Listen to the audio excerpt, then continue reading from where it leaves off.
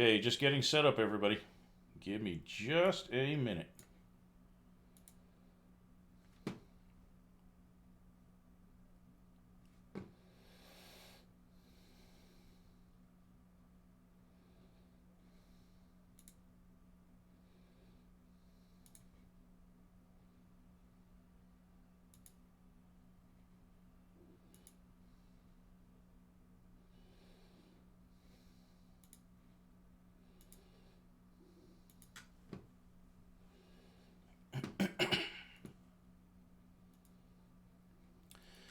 Okay, having a little tiny bit of tech issue at the moment. Trying to square it away. Give me just a minute. Having a little tiny bit of tech issue at the moment. Got to get my little picture thing going on here.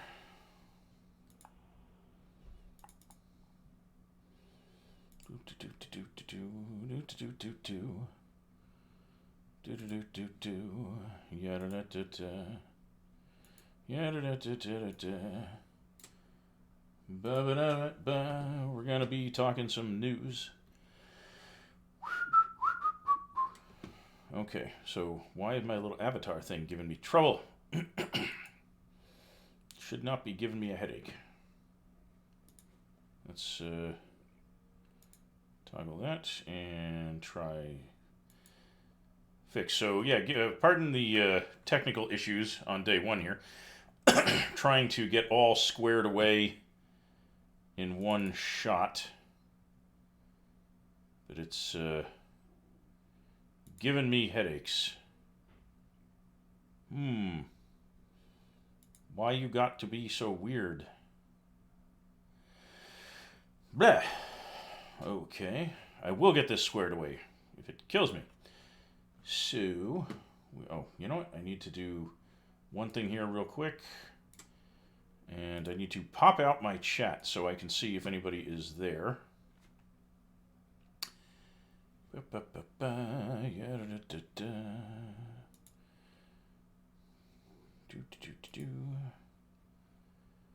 it has been my experience that popping out chat is often helpful to let you keep track of what is going on and stuff. Yeah. And stuff. Blah. So we do this, we do this. Tweaky. Technical issue. It happens. Forgive me. And there. Okay, now we can put this back over here. Hopefully that will get everything visible. Okay, so while I'm working on the technical issue, welcome to the day one broadcast of Bare Bones Chat. I am here to do some political / news / social conversations and try to get those going. Express opinions, hear from you guys, see what you like, what you don't like, and what makes sense to you and what doesn't make sense to you. And I'm going to try one thing here real quick while I try and sort out this technical nightmare. Whereas I had everything working like half an hour ago, and now all of a sudden it's like, pow, now that you're live, I'm going to cause you headaches.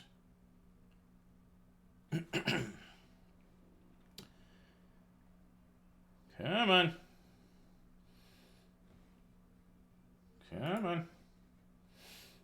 Okay. SUI, it should be broadcasting. Bleh. So why is that being a nightmare all of a sudden? All right, we're going to remove this and re-add. And plus. Video capture. Existing face rate 0. So why it no likey? Why it no likey?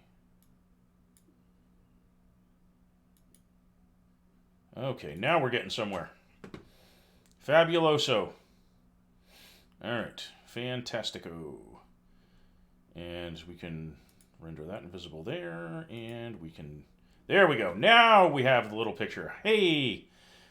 So this is me with my little skeleton avatar here for Bare Bones Chat, because that's how I want to do things. Keep it a little since I do other stuff on the internet and I wanted to keep the politics separate from personal stuff, that's what I'm doing.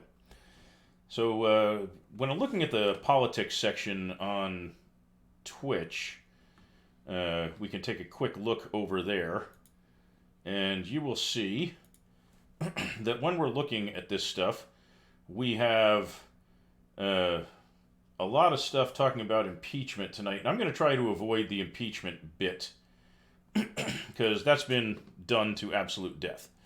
Seriously, it's not even funny how much that's been done to death. So we're not doing that.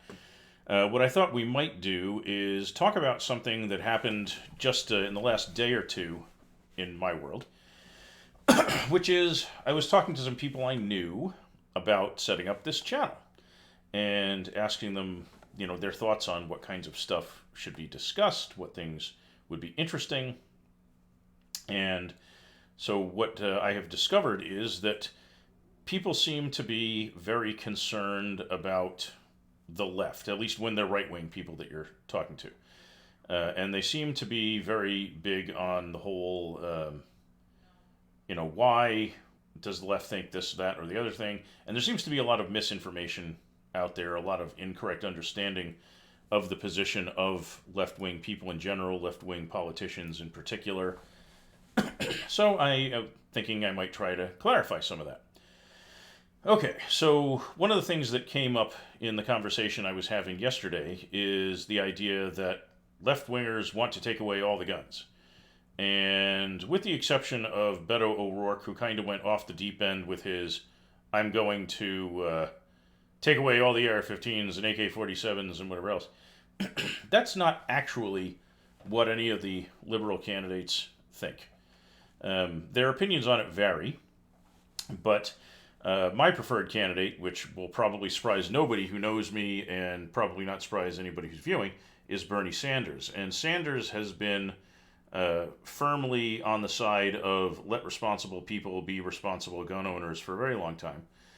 He is a senator from Vermont, which is a notoriously left-wing state generally, and yet still Sanders is not rabidly anti-gun and still gets reelected and reelected and reelected there. And that ought to tell you something about the way the guy thinks. But if you want to know specifically what Sanders thinks, the easiest way to do that would be to take a look at his own statements, at his website, at his, position papers on these things. And you can sum up what Sanders thinks about guns by saying there are some things that are basically military hardware, like fully automatic weapons, that probably don't need to be in the hands of the civilian public, and I happen to agree with that. But that, hunting, target shooting, sport shooting, all that other kind of stuff is perfectly acceptable and part of the American tradition, and that he thinks that gun rights should be left to the individual states. He does also say about the NRA that he would like to see it not influence politics so much, but that's not an anti-gun position, and it's not exactly an anti-NRA position either, because Sanders is big on not letting any lobbying group have a lot of power over Washington, which is, again, a pretty good thing to have somebody talking about. We don't want, any Tom, Dick, and Harry who has a really, big agenda idea and a lot of money to be able to shoehorn that into American public life, regardless of whether it's a good idea or a bad idea. And that's probably equally true from both sides of the political spectrum in the United States. The right wing doesn't want rich, moneyed left-wingers influencing politics, and the left doesn't want rich, moneyed right-wingers doing it. The political right likes to use George Soros as an example of a rich person who probably, it makes more of an impact on politics than they want to see happen. And the left likes to talk about the Koch brothers, well, now Koch brother single, since one of them passed away recently. But it's not that, Sanders is anti-NRA. He's just anti-using money to buy political influence. So when you talk about what is or is not an actual political agenda, it helps to actually get information like straight from the horse's mouth. And in this case, Sanders' own words are on his website, his position's on his website. You can look it up there. And to be honest, his views are not enormously different than those of most other left-wing candidates in the current election season. Most of them have, their gun policy agenda basically amounts to, we're having a whole hell of a lot of school shootings right now. We should probably do something to address that, rather than, oh no, guns bad, evil guns, take them all, melt them down, and make staplers or something. That's not really what any of them say. So we should probably put that whole argument to bed, because the left is not, anti-gun per se. It is definitely, becoming very noticeably anti-kill kids in schools, which I think is only a very reasonable way for them to act and think and want to legislate. Because I can't imagine any reasonable person saying that school shootings are a good thing. But that's really, I think, the big motivator behind it. We're seeing a lot of American, innocent bystanders getting shot up, and something needs to be done about that. To his credit, one of the things Sanders says about that is that one of the chief ways you address that is by providing adequate access to mental health care, so that people who would otherwise reach some kind of breaking point where they're willing to commit large-scale violence, that they can get the counseling they need, the antidepressants, the whatever, that are necessary for them to lead productive, non-violent lives. So I'm on board with that as well. This same friend of mine also likes to mention this one analogy, which is, he says, drunk drivers kill more people each year than guns, so do you want to ban cars? And I have to say, it gets really tiresome hearing that analogy, because it's a very deeply flawed analogy. It doesn't actually relate to the gun issue. It's not an apples to apples thing by any stretch of the imagination. And there are a lot of ways that it's not on point. So let's talk about that. So for starters, yes, a lot of people get killed by drunk drivers, but the answer to that is not to ban cars. If you want to talk about something that should be banned, you would talk about the alcohol, because it's not the fact of driving, sorry, stiff neck, that is the problem. It's the act of being intoxicated while driving that causes drunk driving accidents. So if you're going to talk about the source of that issue, it's the drunk part, not the driving part, that's actually the issue. And we've tried prohibition of alcohol before, and as Al Capone, or his ghost would gladly tell you, all that does is do the same thing that making marijuana illegal did, which is it creates a whole criminal empire around providing it to people who want it. Because if there's one thing you can tell by looking at how alcohol and drugs and prostitution and such are, dealt with or indulged in by people in society, it's that you can't legislate people's vices away. You're not going to get people to stop smoking if you ban cigarettes. You're not going to get people to stop drinking if you ban alcohol. It's been tried. It doesn't work. The whole, pot bad thing, not going to work, not going to help. All it does is put a ton of people in jail for something where they're not hurting anybody other than getting stoned, So it's you can't blame the car in that circumstance. But you also can't just legislate people's vices away. That doesn't work. So let's assume, just for the sake of argument, that my friend is actually on the track to something important by asking, why don't we ban cars? And the first reason we don't ban cars is cars are not weapons. A gun is a tool that is designed with the express purpose of killing things. That's what it's for. That's what they were invented for. People who invented firearms did not invent them to shoot paper targets. They did not invent them to, indulge in skeet shooting. They invented them to kill things. Animals for food, people for war. That's it. That's the entire motivation behind the invention of the gun. So, when used as intended, guns are tools of homicide. They are killing tools. Cars are instruments of commerce and transportation. So the two objects are not even remotely in the same category. Like, not even close to being in the same category. So that, you got to keep that in mind.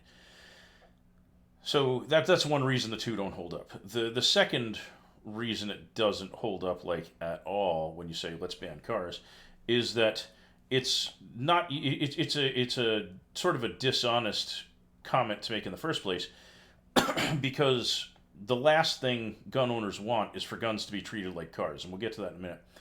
But the other thing you got to keep in mind is when somebody commits a crime with a gun, their guns get taken away. Okay, but that does not serve any preventative measure. It doesn't serve any preventative purpose.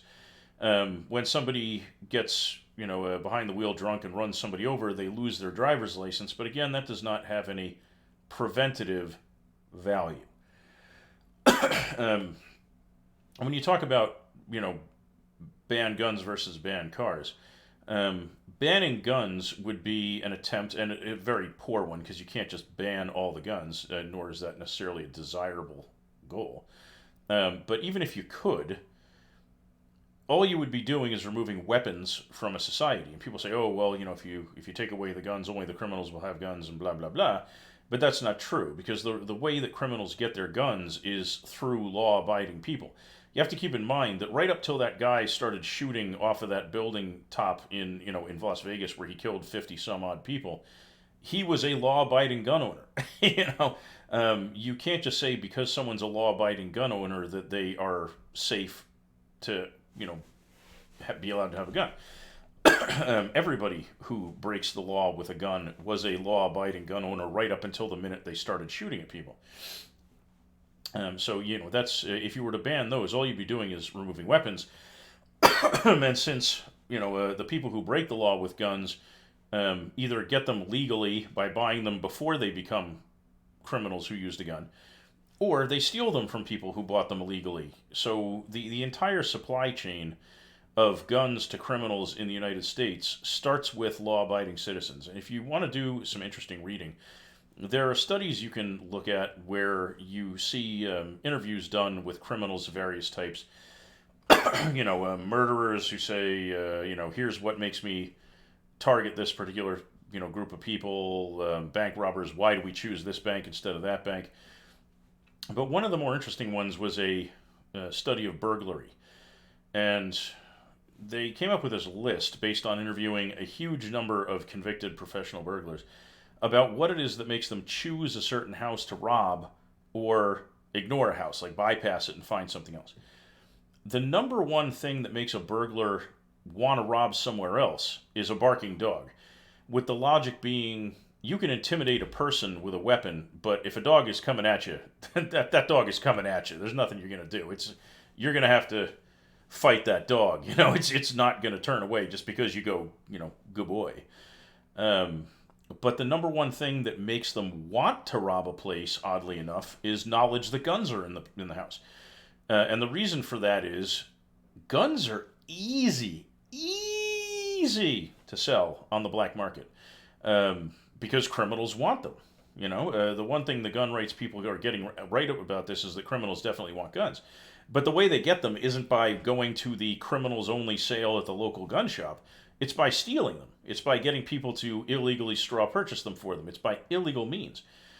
So if you were to get rid of the guns in a particular country and make it illegal to sell them to that country's citizens, the entire pipeline of mass armed criminals gets cut off immediately. They have no more guns. As soon as the guns are removed and then no new ones are allowed to replace them, you don't have gun-armed criminals anymore. And again, not that it's not desirable to say to people, you can't have any guns ever, blah, blah, blah, blah, blah. But it is desirable to say, how do we realistically understand how criminals get their guns and how do we interdict that?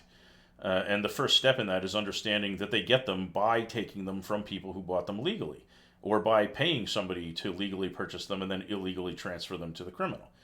So, you have to understand the source of the problem, but the problem is not that guns makes people safer. They don't.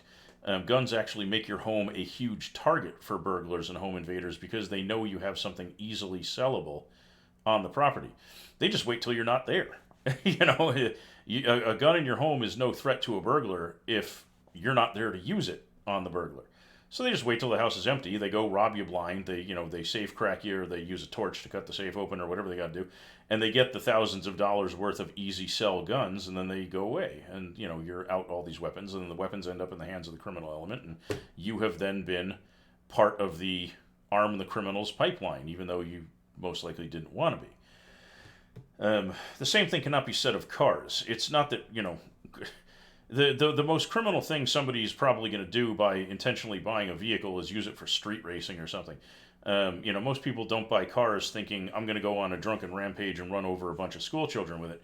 It's just not what cars are designed for. I mean, they might purchase a car with the intent of speeding in it, which is essentially the entire reason anybody wants a sports car. You don't buy a sports car in favor of a station wagon because you intend to drive the sports car slow. So this is not an apples to apples comparison there when you're talking about guns and cars. But even if you wanted to go that route, and we were talking about treating guns the way you treat cars, if the gun activist people in this country want to go there, I am 100% on board with it, because that's not about banning cars. It's about legislating the living hell out of guns. Because you think about what happens with cars. So back in the day, you have your old Model T. It has no safety features. It has no seat belts. There's no such thing as an airbag. There aren't turn signal lights on it. Nothing. It is a rolling death trap with no safety features of any kind whatsoever. And then people start crashing them into things and crashing them into animals and crashing them into people. And it immediately becomes apparent that, holy shit, these things need to be safer.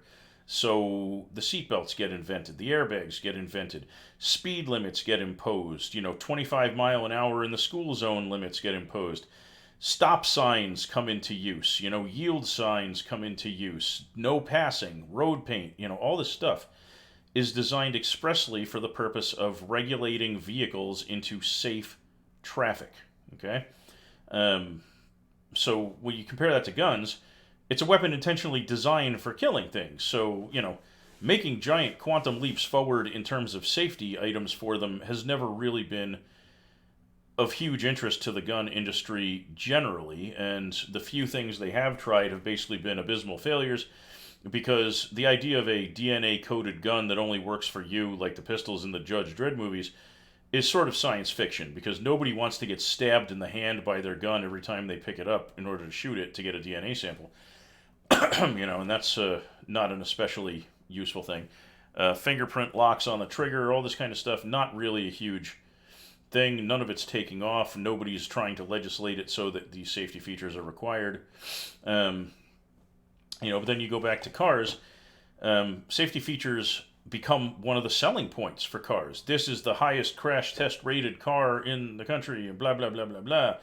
We have not just the steering wheel airbag, but we have, roof airbags and side curtain airbags and, airbags here and there and everywhere, and, enhanced steel roll cages, and, everything about the car is designed to be safer, safer, safer. The engine is designed to drop out of the engine compartment and help slow the vehicle down.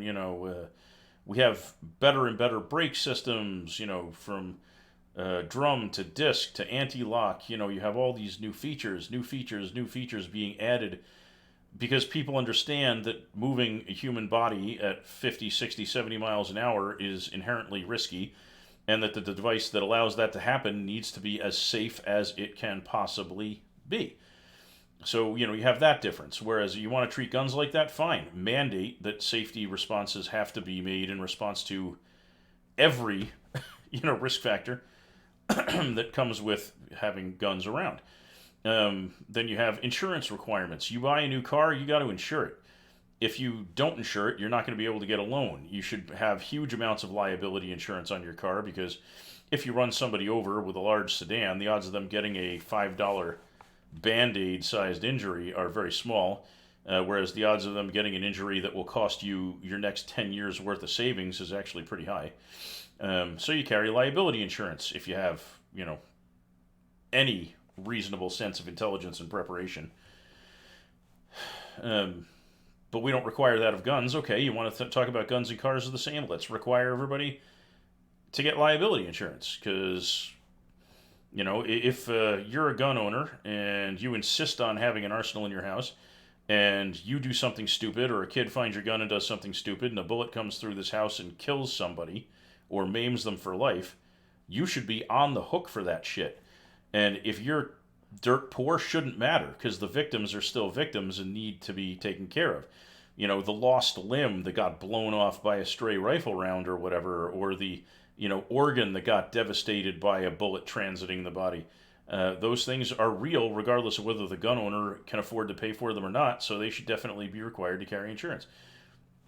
And I mean a lot of it, enough that would cover any medical issue that would result from the misuse of the gun. Okay, so let's do that.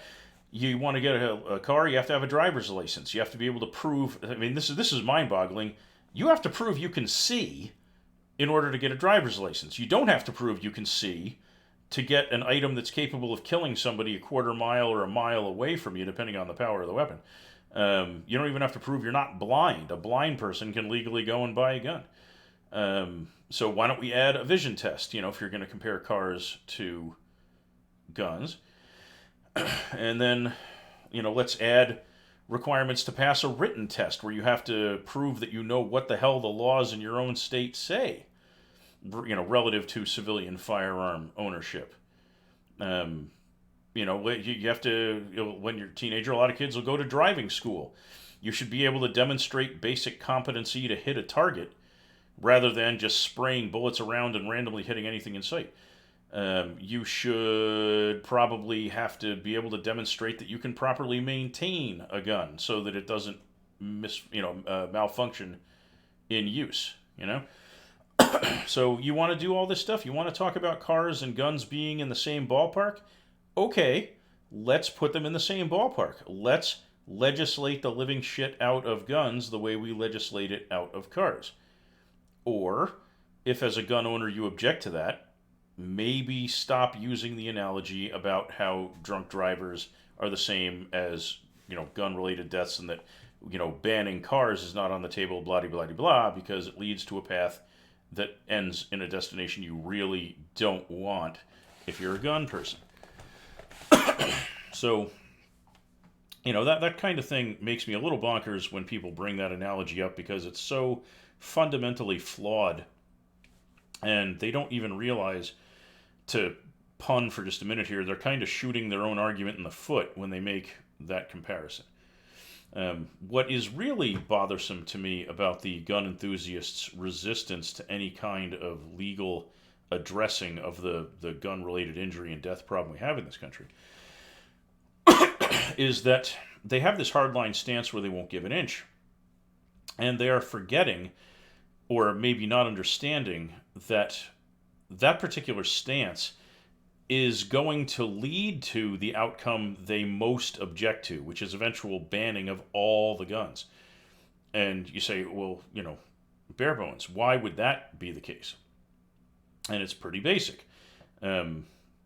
If you have a gun violence problem, which we do, and you are getting children murdered and murdered and murdered and murdered, which we are, and you refuse to do anything about it because my guns, my guns, my guns, that can't last forever. Because one thing that you saw in 2016, which you have not seen for a very long time, was one party getting control of all three branches of the U.S. government, or the U.S. federal government anyway, the presidency, the Congress, meaning the House and Senate, and the Supreme Court. And what was the result of that? Some of the most dangerous governance that the country has ever seen, an illicit stacking of the deck of the Supreme Court that will skew American jurisprudence for the next 30 or 40 years. It's been devastating. And the question that you gun enthusiasts need to ask yourself is, if you make it clear that you will not be part of the solution to the gun violence problem, what do you think left-wing politicians are going to do when the shoe is on their foot? When they control both houses of Congress and the presidency and have been able to appoint a lot of people to the Supreme Court, do you think for a second that if they get that level of all corners, power over the federal government, that they're going to say, great, now we really want to compromise with you, because that is not what's going to happen. You will have shown them unequivocally that you don't care what happens to other people. You don't ever care. You never care enough to take the slightest action to prevent this stuff from happening. So they're going to say, well, they've never been interested in talking before. Fuck them. We're going to do what needs to get done, and we don't care how much they object because they have no voice right now, so we're going to push this through while we control everything, and they can just cry me a river. Because that is the path you are setting when you refuse to budge in any common sense way on gun violence.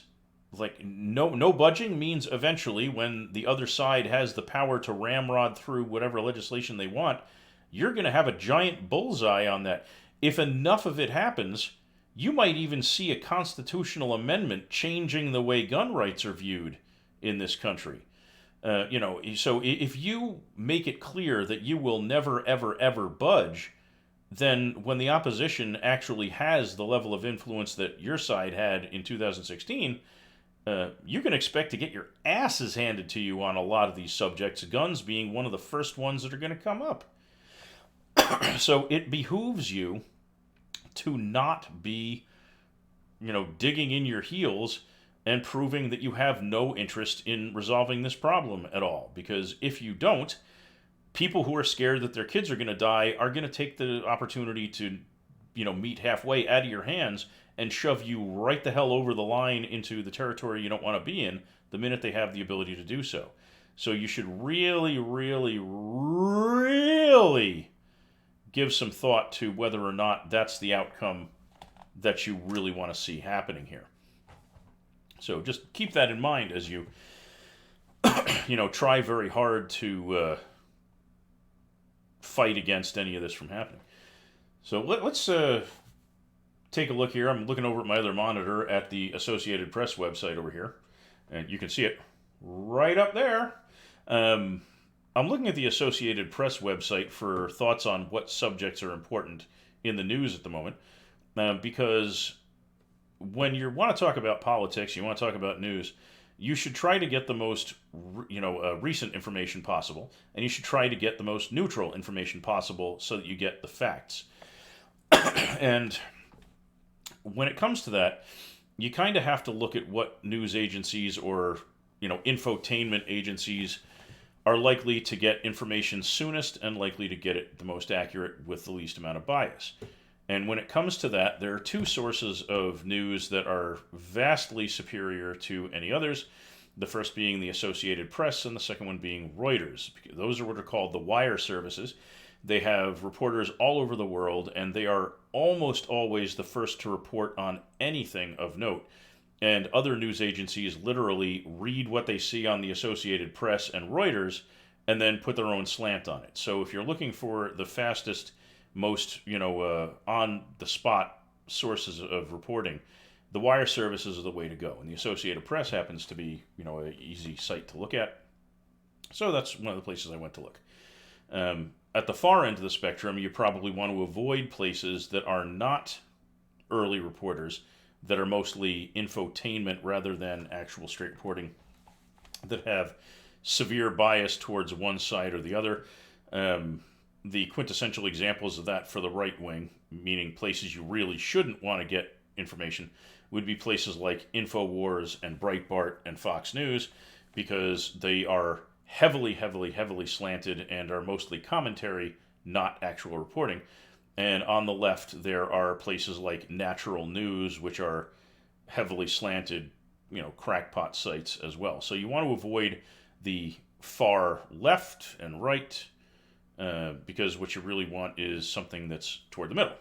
So with that in mind, let's take a look at what's going on with the Associated Press here. So since we were talking about gun items, in a recent school shooting, the weapon the teen used is called a ghost gun, and that is a weapon that is manufactured out of disparate parts rather than purchased as an intact firearm, from your local gun shop. And because they're, individually disparate parts, they don't have serial numbers, they're untraceable by law enforcement. which is one of the reasons why I say that overall bans on gun use or gun ownership are not going to stop people from getting their hands on guns, especially in the age of 3D printers. I mean, a 3D printed gun may be a piece of garbage, but it's probably still good for a shot or two that it's perfectly capable of killing another human being. Otherwise, people wouldn't bother 3D printing guns.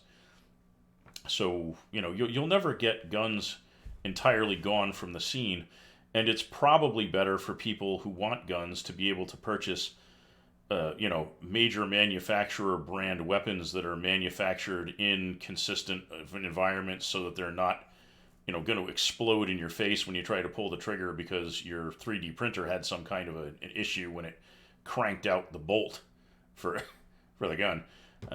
So it's probably, if you were to take away all legal sales of guns, you would have people who want to use guns using less safe ones than the ones that are available now. It would be a bad idea for the same reason trying to ban all alcohol or pot use has been a bad idea. Because you're not going to stop people from wanting to have the stuff. You're just going to change how they get it. So I would say, you're probably better off not setting up the American people for waves of ghost gun use. Now, it's an interesting article if you want to take a read on it at some point. I can't just read one of their articles verbatim. I'm just using their headlines as, thought jostlers here on what to talk about because they are on top of the news. Why don't we refresh that page, though, real quick and see what may be new. Okay, so their stuff is, their big stories are pretty consistent right now. We need to take another look here, so one moment. Let's scroll down and see what else we got here. Most recent. Okay, purity test problem. Okay, so I have to say, this whole Trump pays respects to Army officers killed in Afghanistan thing makes me a little bonkers because Trump has a record of being extremely focused on himself and not really giving a damn about anybody else, including having been really insulting to soldiers and Gold Star families and things like that. So having anybody trying to say that Trump is actually respectful of service people kind of strikes a sour chord for me. I would like it if he actually started being a little more respectful to pretty much anybody other than himself. But I'm not sure I really buy that he respects soldiers rather than looking for a photo opportunity. That's an opinion, though. Obviously, there's no hard evidence here that Trump said, I hate these guys, but I'm going to go on TV saying I like them. But his history demonstrates a serious lack of concern for other people. Sorry if my avatar froze up there because I was taking a swig of my beverage. Because sometimes you just gotta have a little something to sip. All right. Let's see what else is going on. Don't really care about NASCAR. That's not really my entertainment of choice. Seems to be a lot of unrest south of the border. I didn't want to go too deep into impeachment, but I gotta say, it's crazy to me that anybody can argue against impeaching Trump at this point. The same people on the political right who are trying to defend him are the people who said getting a blowjob in the Oval Office should have had Clinton basically burned at the stake, but colluding with other nations and trying to blackmail them with the threat of loss of military support when they're at war seems to me to be a lot more impactful than than an adultery issue. And yet the GOP politicians are all like, no, the Clinton thing was totally justified, but, Trump demanding that another country try to help his campaign or watch their soldiers all get slaughtered by the Russians, that doesn't hold water as a defense at all. So I hope people will stop with that. So give me one moment here. I'm going to check one other thing. I'm going to see what other news information is going on today. And this may not be a giant long stream tonight because it's our inaugural one this evening. But I do want to touch on a bunch of different topics. So hang on a second while I take a look at one or two other things here. And what else we got? Let's see what Reuters has to say, shall we? Reuters. Reuters. Okay. Oop-a-doop-a-doop-a-doo. Yabba-dabba-dabba-doo.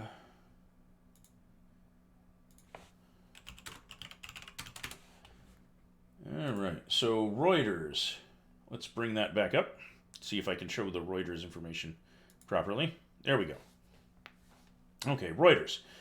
So there's a lot of economics news going on Reuters. Let's switch over to world news, politics news. Okay, here we go. Since this was something I wanted to focus on. Okay, so there we go. Ukraine meddling theory is fictional narrative. When their own released transcript actually has the president asking for investigations into a political opponent in exchange for military funds, it's kind of hard to label that a fictional narrative. God, the smug look on that guy. Oh, Trump makes me bonkers with that face. He is the least dignified president in the entire lifetime I have been on this planet. And that includes Clinton and the filthy dress. I would rather see, politicians have that as their worst offense than any of the stuff this guy does. Wow. Everything seems to be about the impeachment hearing today. Impeachment. Oh, God. Okay. More impeachment crap. What else do we have? There's more stuff happening in the United States than that. Why is that such a big deal right now that there's nothing else in the news cycle? I mean, I get that it's important, but, it's not like the rest of the country has stopped doing this. Oh, and here's another thing.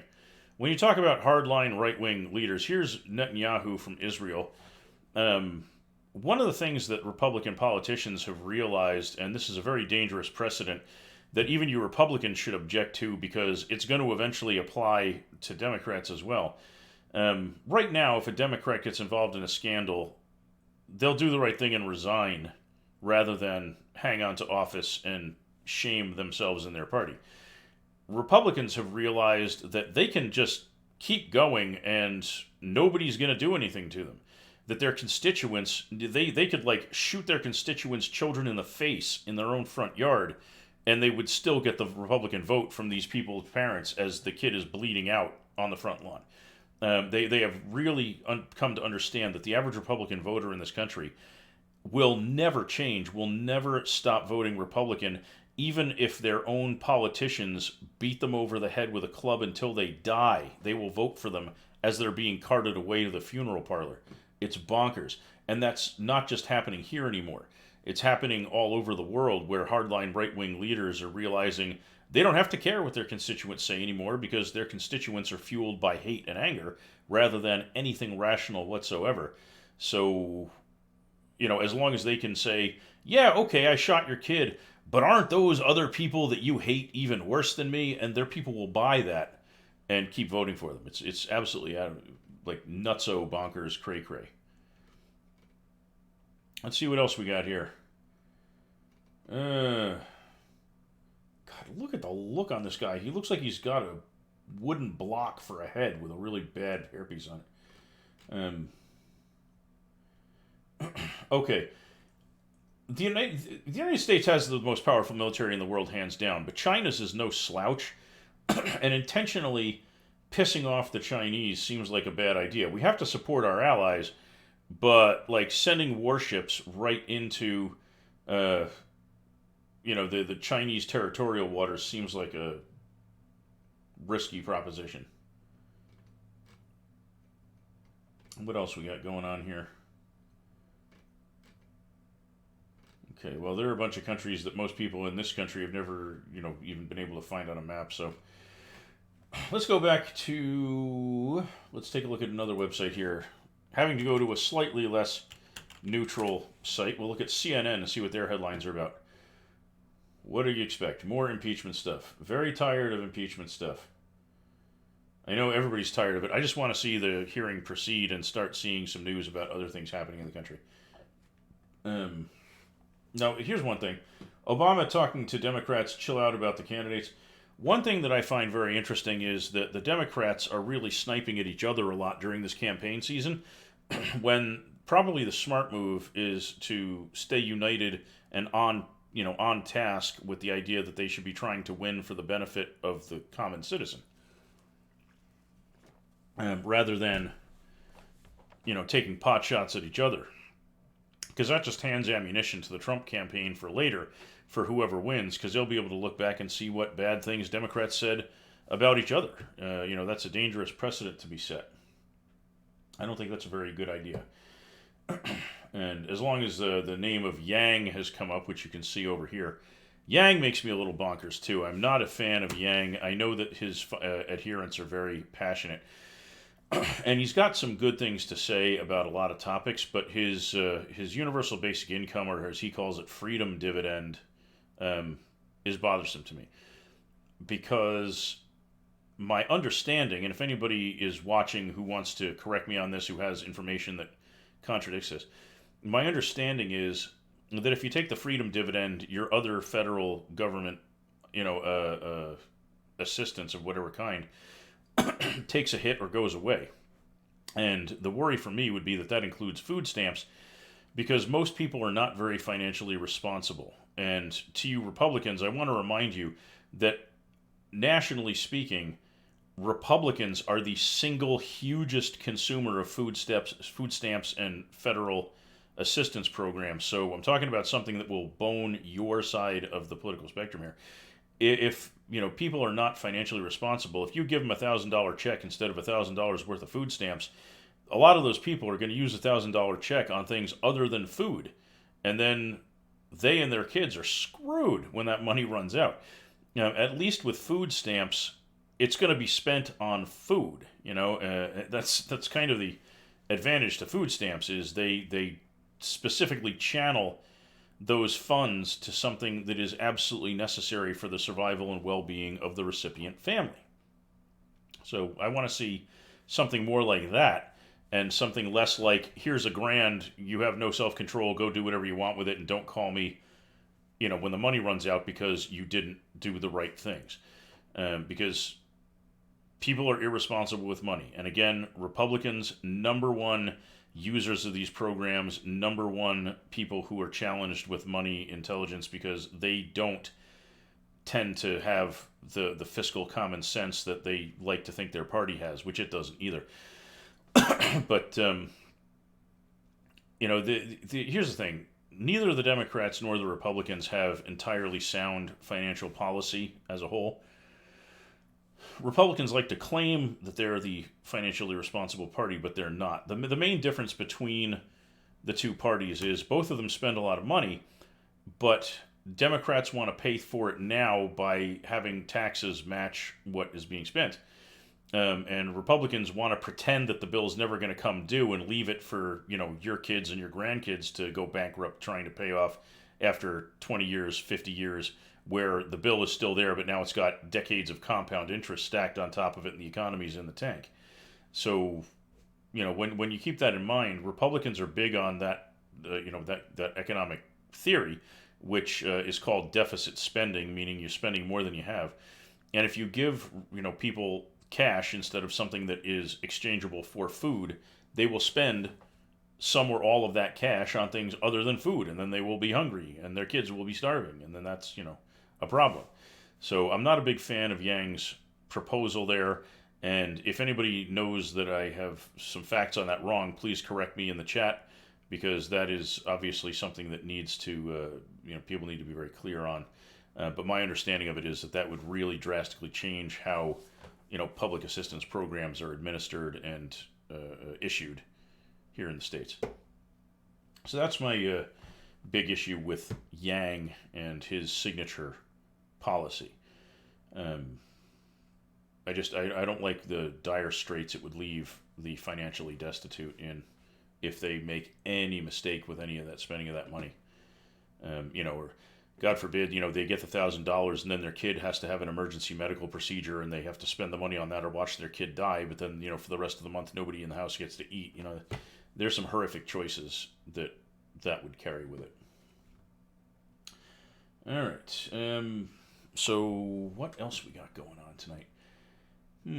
All right, let me take a look at something else here.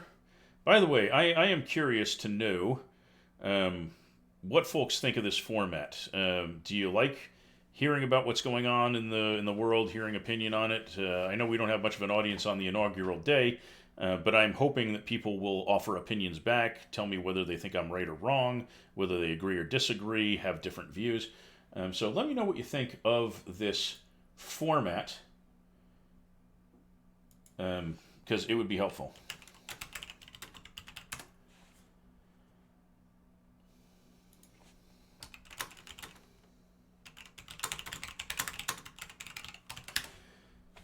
So yeah, I'm going to take a quick look here at ye old dashboard and see how long we've been going. So we've been going for about 50 minutes. It's 50 minutes. That's pretty good.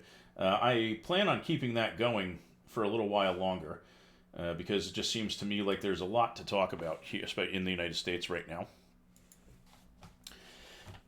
So let's see. Why don't we try looking for some specific stuff here. Let's sort by U.S. news for a minute. Oh, the AIDS quilt. Wow. Okay. So, for those who are younger than me by a wide margin, the AIDS memorial quilt was put together decades ago as a way to honor people who are suffering with that disease, especially during the time when people thought that HIV was just a disease that gay people suffered, which it is not, and a lot of gay people were victimized. Oh, hey, No Man, how you doing? Seems like it'd be helpful if you could provide people with a list of sources for some of the subjects you're talking about. Thank you for the link to the Yang website there. That's exactly one of the things I was hoping that people in the chat would do, is offer feedback on that. And yeah, I've been going through a lot of the different web pages that that we're talking about as we're talking about them, but I didn't go directly to the Yang page yet. But yeah, if you have taken a look at it and you've realized that anything I said about it was incorrect, let me know. So yeah, the AIDS quilt heading home to San Francisco, where it was originally put together. It's been 32 years away from home, wandering around the country and serving its purpose of bringing awareness and remembrance to people who have suffered from that awful, awful disease. It looks like there's a lot about disease going on. Hepatitis outbreak, that's scary. Hepatitis is no joke. So I'm not sure what's going on with that. Let's take a look at the hepatitis problem here. Hepatitis A outbreak potentially linked to blackberries from the Fresh Times stores. Indiana, Nebraska, and Wisconsin. Okay, so hepatitis is a nightmare. The CDC seems to be on top of it, though. 11 people sick, 6 in Nebraska, and 6 hospitalized. Ugh. Just in case you've heard of hepatitis but aren't really sure what it is, hang on a second. Hepatitis. How do I spell hepatitis? Okay, let's take a look. Okay, so we'll go to the old trusty WebMD, which is not a substitute for going to your doctor. For God's sake, don't just skip your doctor to look at WebMD. But it can be interesting to see, like, what is hepatitis. So it's a viral disease, not bacterial, which means antibiotics are useless against it. Good to know. They affect the liver. Different symptoms and treatments. Some causes are recreational drugs and prescription meds. Okay. So yeah, liver damage is a nightmare. Liver is one of the organs that, along with your kidneys, that actually is what actually detoxes your body. They get the harmful crap out of you and send it through the waste disposal functions of your body. Without your liver functioning properly, you are in holy cow deep, deep hole. You do not want hepatitis ever. Okay.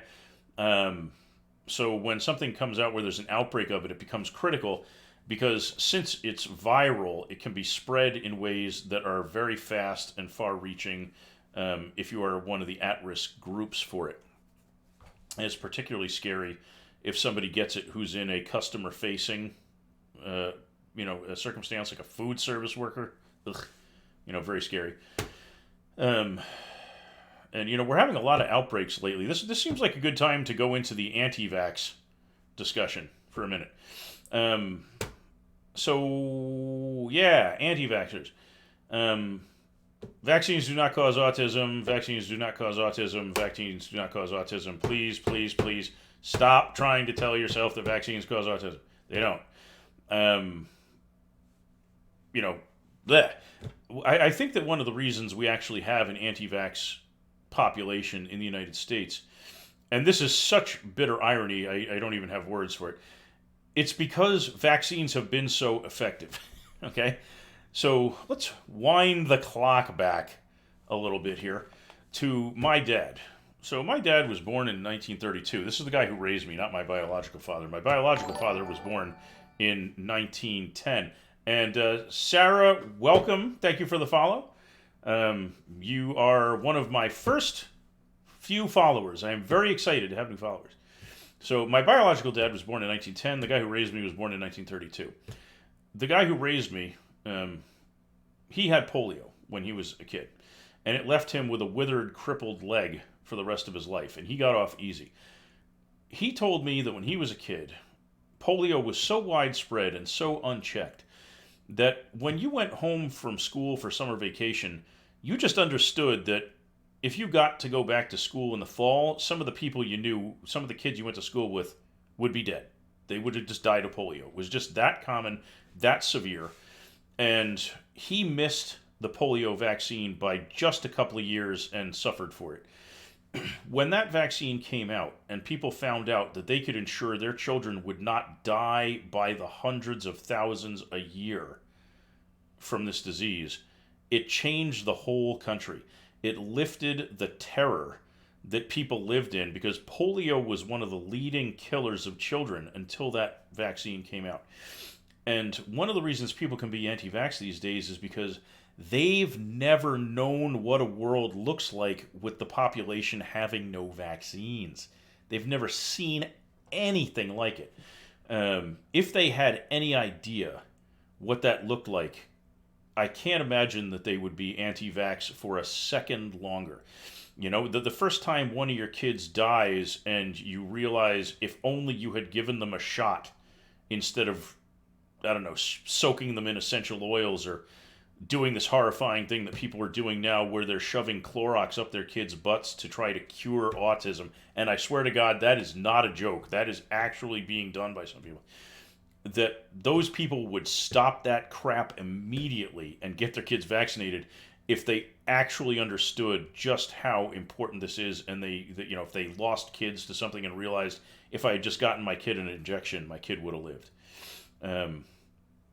It's bonkers to be anti-vax.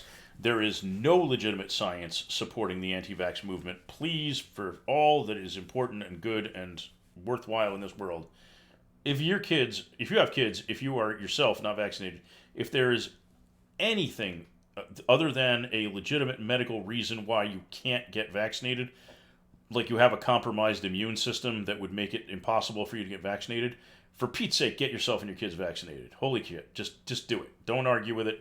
Save yourselves, save your kids, stop these diseases from resurging. Don't bring back polio. Don't bring back widespread hepatitis. Don't bring back widespread cholera. Don't let this stuff happen because you don't want to see what a world like that looks like. Third world countries that have no medical infrastructure still suffer with this stuff, and they get vaccinated the instant they find that they can get it done. Be smart enough to do that. That's a public service announcement from Bare Bones to you. Get the vaccines. Holy cow, get the vaccines. I'm going to take off my glasses and blow my nose, so my little avatar is probably going to freak out while I do that, because the face tracking software doesn't know what a Kleenex looks like, so hang on. Let's get that out of the way. Sorry for being a little under the weather on the night of my first broadcast here. One of the things I plan to add to the screen underneath the main screen is a poll area. And one of the things I want to add, I'm thinking about adding, is who's your candidate for the 2020 primary season? Assuming you're, a left-wing voter. If you're right-wing, you already have your candidate selected for you.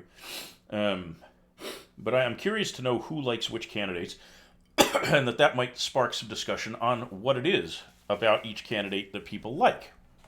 I think it would be interesting to have people advocate for their preferred candidates and describe what they like about them and what they feel the advantage to candidate A is over candidate B. I'm a dedicated Sanders guy. I think Warren is pretty good. I am really not a Biden guy. If there's anybody in the stream who is a Biden guy and wants to tell me what you like about him, I'd be curious to hear it. Just Biden, I don't find very inspiring, and I think that if there's any chance of the left coming out with a victory in the 2020 presidential election, that they need a very inspiring candidate, and I don't think Biden is that.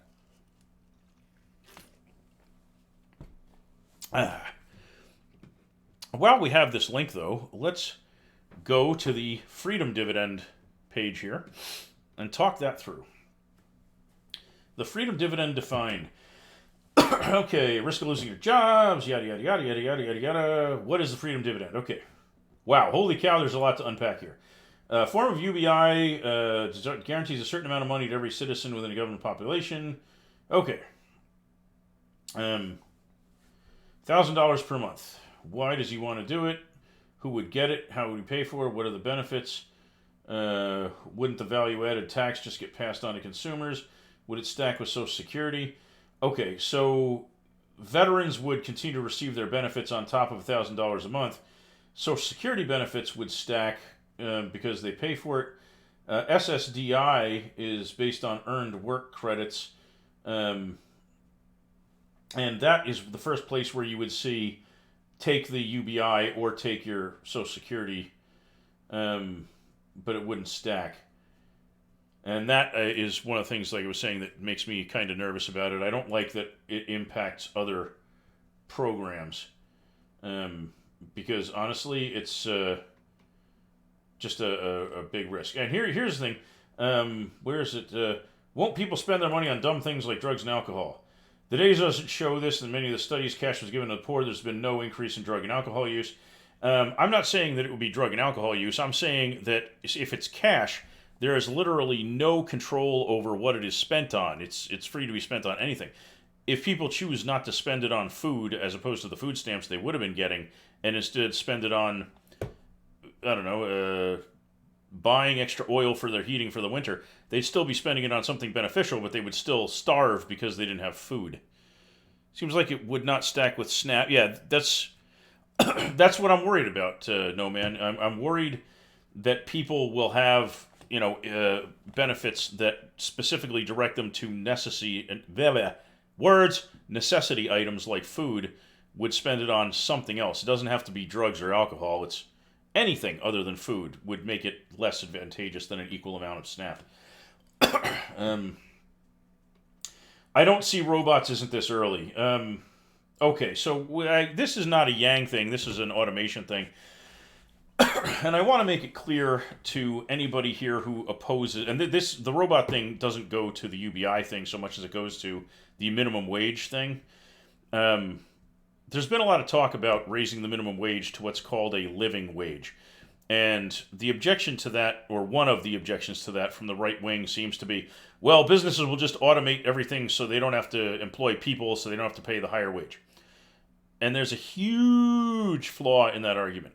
And as somebody who worked for a company that made systems to automate retail back in the day, I tell you this with absolute certainty, because in addition to that experience, I also have a business degree, so I know where I'm talking here. Any business that can automate anything at a cost that will be less than that of manual labor is going to do it no matter what the wage they would be paying these people are. Like the people out on the West Coast who tried this, the right wingers say, oh, well, McDonald's put in automated ordering kiosks because of that. Yes, McDonald's put in automated ordering kiosks. No, it had nothing to do with the minimum wage. They were designing and implementing those systems years before that minimum wage increase hit. They were trying to do that because they don't even want to pay minimum wage. They just want a nice, obedient robot ordering machine that will never call in sick, that will never show up late, and will never demand a dime of compensation, that can't sue them if it slips and falls on the floor. They don't want human workers. So the automation wave that's been hitting the United States has nothing to do with whether or not the least paid people in the country are getting $8 an hour or 15. It has to do with the fact that as long as they're getting a penny of income from that company, if the company can produce that labor while paying zero, it will save the penny. Period. End of story. That's how business works in the United States. Blech. So please stop using that as an argument against raising the minimum wage to a living wage, because a minimum wage that is not at the level of a living wage is an immoral thing. And I'm going to explain why, because most people don't think of it that way, simply because they've never really thought it through. But basically, when you work for a salary, you are exchanging a finite resource, meaning the amount of time you have to spend on this planet before you die, in exchange for some amount of money. If that amount of money is not sufficient to pay for the life support needs that you have for the period of time it took you to earn it, it is not a living wage. Okay? And asking people to labor for your benefit, because you only hire people when you need their work to produce greater profits, if you intend to pay them less than what it costs them to survive for that same period of time, you are being an asshole. You are taking advantage of a human being and shitting on the value of their lifetime's limited span. Okay? So it is actually literally immoral to pay people less than a living wage, whatever that value is determined to accurately be. Paying them more is generous. Paying them less is abusive. Okay? So, don't try to argue that there's no moral component to that either.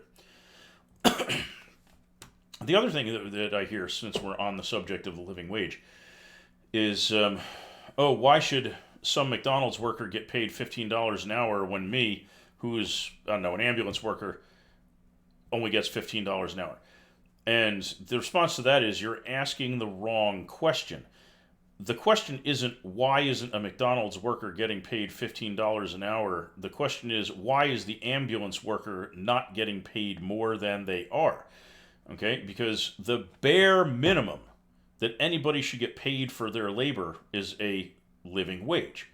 If you are doing something that is skilled labor that demands extra training and responsibility and all the stuff that goes with it, then you shouldn't be getting paid the minimum living wage. You should be getting paid significantly more. So your question isn't, why should they get paid 15 when that's what I'm getting? The question should be, now that they're getting paid fairly, why aren't you paying me a commensurate amount more than the bare bones minimum wage? And the fact of the matter is that having a living wage as the minimum guaranteed income for jobs in this country would actually improve every worker's lot in life, because it removes an employer's ability to treat you abusively. Because if somebody takes a massive dump on you in your work, you can literally get any other job in the country and it will pay you enough to survive. So it would shift power away from employers and put it in the hands of the working class again, where an employer has to say, I damn well need to treat my employees right, because they can literally go anywhere and be sure that the amount of money they earn will let them survive. They no longer have that financial lever of being able to say, I can strike you down into poverty by firing you, if the minimum acceptable wage in this country is an actual living wage. So it guarantees that. And when you have skilled labor, they can literally say, you need to pay me what's fair for my skill set, or I will go get one of these other jobs. Because if every job pays $15 an hour, I'm not going to deal with, risking getting bloodborne pathogens in my eye as an ambulance worker, when I could go and be a security guard who sleeps all night at a shift and then wakes up fully refreshed in the day and gets a living wage for it. Because somebody wants a security guard, and if they want one, they have to pay them a living wage for that time. So you need to pay me more to be an ambulance worker, or a doctor, or an accountant, or a warehouse worker, or a whatever. If there's a job that requires more skill than ditch digging, it would have to be something people would be willing to pay you more than the minimum wage for, because if they won't, you'll go and get a different job and have less difficulty in your life for the same money they wanted to pay you. So it's to your advantage as a worker in this country to want a living wage. you know, it's an aspect of it a lot of people don't think about. The whole, hey, I get paid $15 now, why should a burger flipper get paid the same amount as me argument is called crab bucket thinking. And it comes from something that is known to crab fishermen, not surprisingly. Basically, if you catch one crab and you put it in a bucket in your boat, it will try to escape, but it will probably not be able to do so because the bucket is deep enough that it can't reach the top and pull itself over. If you put 10 crabs in a bucket and one of them tries to escape, the others could easily lift it up and help it get out, and then that crab could, in theory, reach back over the edge and start helping its buddies out as well. But that's not what crabs do. No. Crabs, when they see one of their friends try to get out of the bucket, will all reach up and pull his ass back down into the bottom. So instead of trying to work cooperatively and uplift each other, they will devastate one of their own who's trying to make things better. Who's trying to make things better for everybody, who's trying to get out and then help everybody else get out too. They will destroy that rather than help. They would rather see everybody suffer than see one guy get ahead and then turn around and help them. It's bizarre, but that's how crabs operate. I guess when your entire nervous system is centered around the brain that's about the size of a pinhead, that's kind of the best you can do. But I would like to think that humanity, with our giant brains relative to our body mass, should be able to do a little better than that. So don't be a crab in a bucket. Act like a human being. It's not rocket science here. It ain't rocket surgery. So yeah, let's not be dorks about that kind of thing. So no, man. Any other topics of interest to you this evening, since you are the first person to speak up in the chat tonight? What's on your mind? I am curious.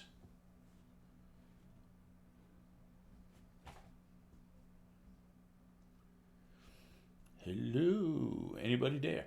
Yeah, it's a small audience. I know it's day one, so I'm not expecting a huge turnout. But I'm doing this because Twitch just added a politics section. Oh, big question. Hang on. Okay, well, I'll just talk for a minute while you're typing away. So Twitch just added this politics section, and it's relatively devoid of people. Like it may have 8 or 10 or 12 channels in it so far, because it's only been around for like 2 days. And I am hoping that by getting in on it early, that I will be discoverable by people who are looking for talk about news, politics, social, anything. That's kind of my thing. In fact, let's look at the politics section now. When I last checked during the stream, there were 8 channels live with this, including me. So that ought to tell you how new this is to Twitch. Let's take another look here. Now down to 7, including me. Ooh, looky, it says I have 4 people now. Yay, that's good. Anything more than 3 is awesome. But yeah, you see the channels are not huge yet, and with a little promotion and a little interesting stuff here, and maybe this kind of different and unique look of my little skeleton guy here, hopefully it will make me interesting to check out. Yeah, so let's see. I kind of like the skeleton idea because I wanted the channel was never going to start out being gorgeous with fully paid for art and whatever. Oh, how about the OK Boomer thing? Okay, so embarrassingly enough, I have to admit I'm fairly new to hearing the OK Boomer bit. What it seems to be to me is something that young people say to anybody older than them when they want to insult them. But what's doubly weird about it is, in my experience, number one, the people who are saying it have no idea what a boomer actually is. They're just sort of universally using that word for anybody older than them that they disagree with. Like on my first Twitch channel, there's a lot of younger people in the audience there, and they OK boomer me a lot about stuff, but they don't even realize I'm not a boomer. The boomer generation started at the end of World War II and went to 1964. I'm Generation X. Um, but they don't know enough to know that they're missing the distinction between a boomer and all the harm that the boomer generation has, been justifiably, accused of. Which is not to say that they're all bad. They've accomplished great things as well. There's, some of the stuff they did wasn't so great. But that doesn't mean that everybody older than them is a boomer. So you get a lot of okay boomer being directed at people that aren't even remotely in the boomer generation, by teenagers who think that somebody 25 years old is somehow a boomer. There's a bit more to it. It is a way of letting people who are so far out of touch, aka some boomers, that it's not worth the time and effort to explain things to them. Yes, and I agree with that. I just am dealing with it one stage at a time here, Noman. And the first stage of it is the part that makes me laugh, which is people calling me that when they don't even know what a boomer actually is. But yes, the second part of it, I have to say, I kind of think a lot of that's justified.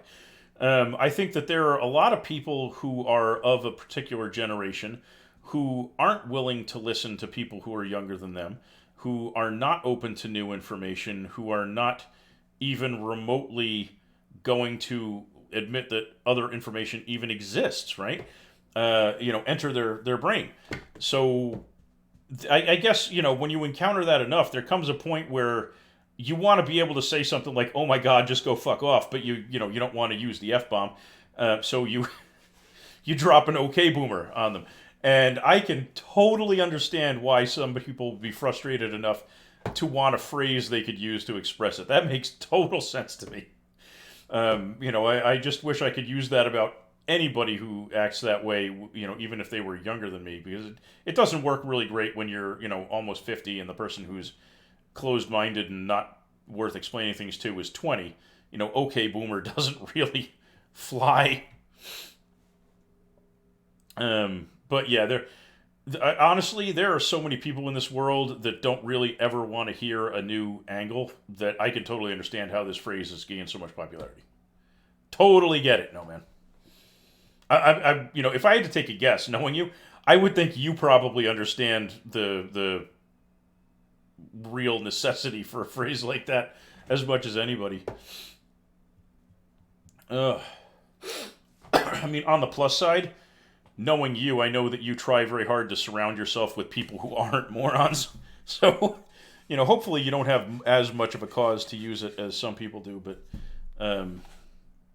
there are a lot of closed-minded, ignorant asshats floating around.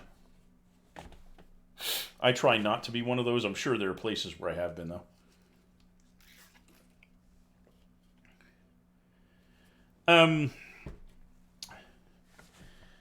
I don't know. I kind of think it would be, since if you're a Republican at this point who is still, wanting to vote Republican, you kind of are a Trumper.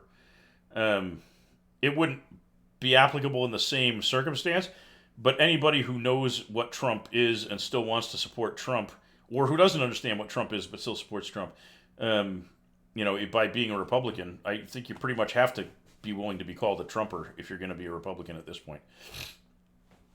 I don't know any Republicans who are planning to stay Republicans who are not on board with Trump. Any Republican I know who is not in favor of Trump, who intends to vote against him, is sort of de facto not a Republican anymore. They're, at the very least, an independent, because they're willing to vote in a way that isn't like, I'm just going to stick with this party I've been voting for. I mean, there's probably different gradations of that. But in broad strokes, I would say that if you intend to vote Republican, you're pretty much definable as a Trumper.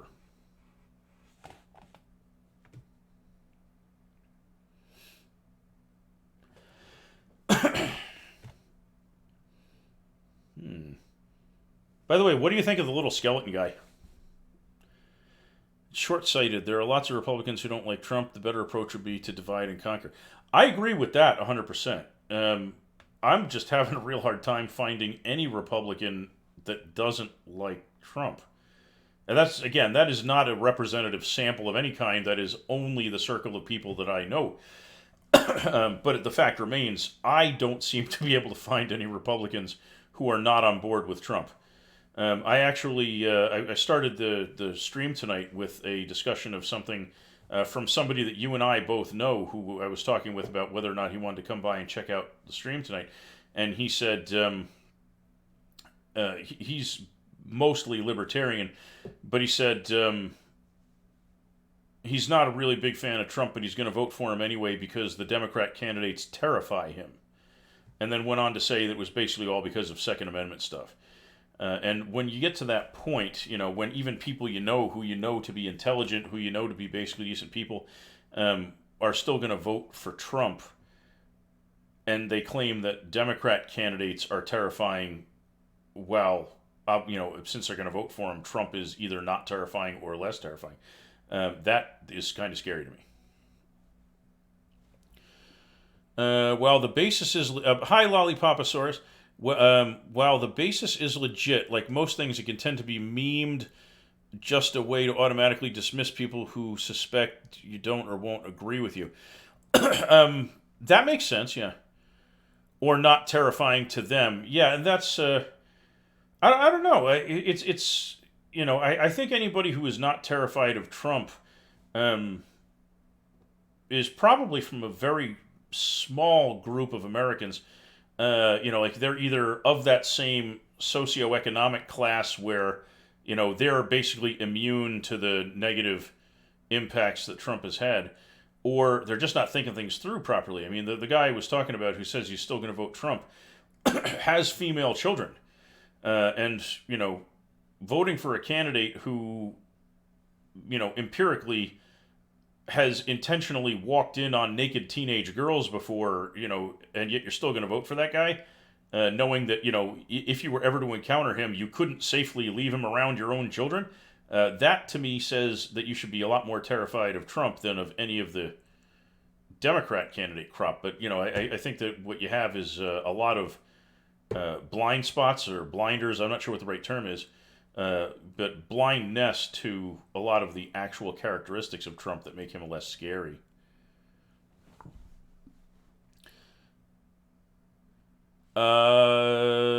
Yes, no, man. Generalization is, often bad, and yes, a majority of Americans are white and straight. I imagine that to be accurate.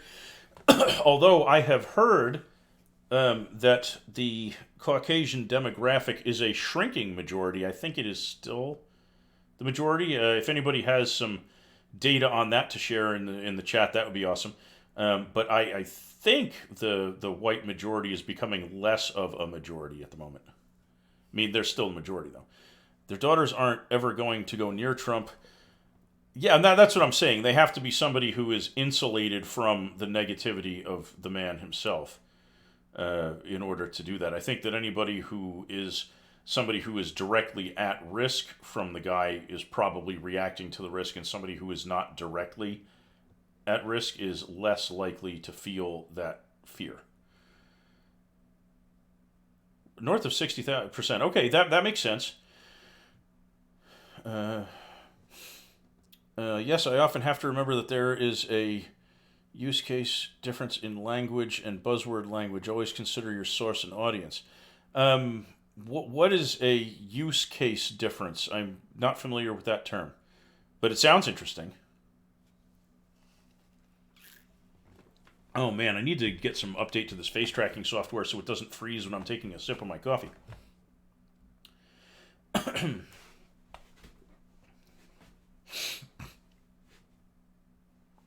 And yeah, while you guys are typing, again, any opinions on the little skeleton guy here? I mean, I hope he goes well with the theme, that I've been trying to go with here. I could have picked a bunch of other avatars, but I kind of like this one with the theme.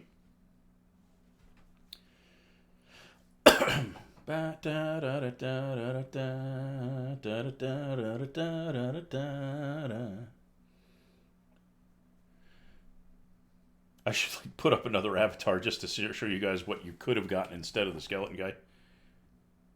Still a little creepy. Let's see what other avatar I could have picked instead.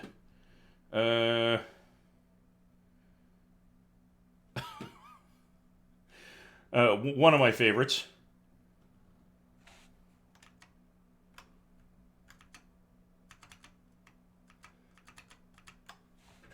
We have the fox. How you doing? Let's stretch him out a little bit so we can see this. Let me see if I remember the right command to... Nope, that's the wrong one. There we go. Okay. So yeah, there's a fox.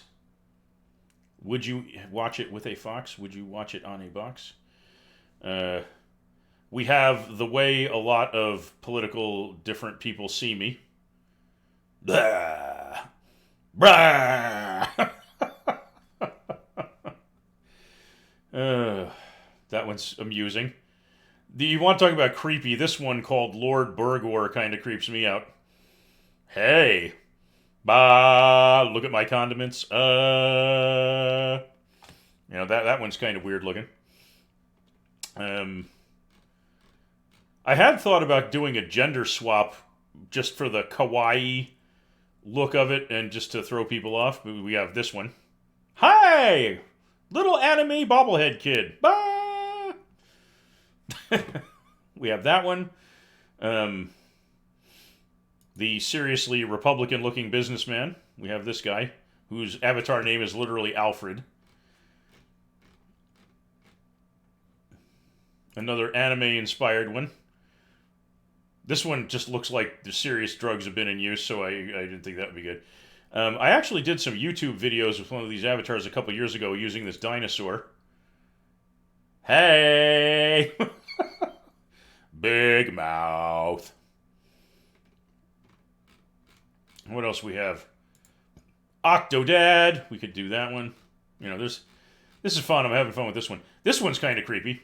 Hello. I'm the evil Halloween pumpkin.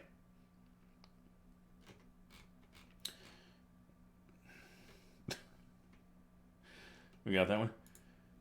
Do I look like I didn't blow myself up and lose this eye? That one. We have Creepy Doll. Blah. We have that one. There's a whole bunch of specifically anime-themed ones. I actually thought about doing this one because the dog is super cute. Look, I'm a puppy in a bowl. And then we have the cat. Meow, meow, meow, meow, meow, meow, meow, meow.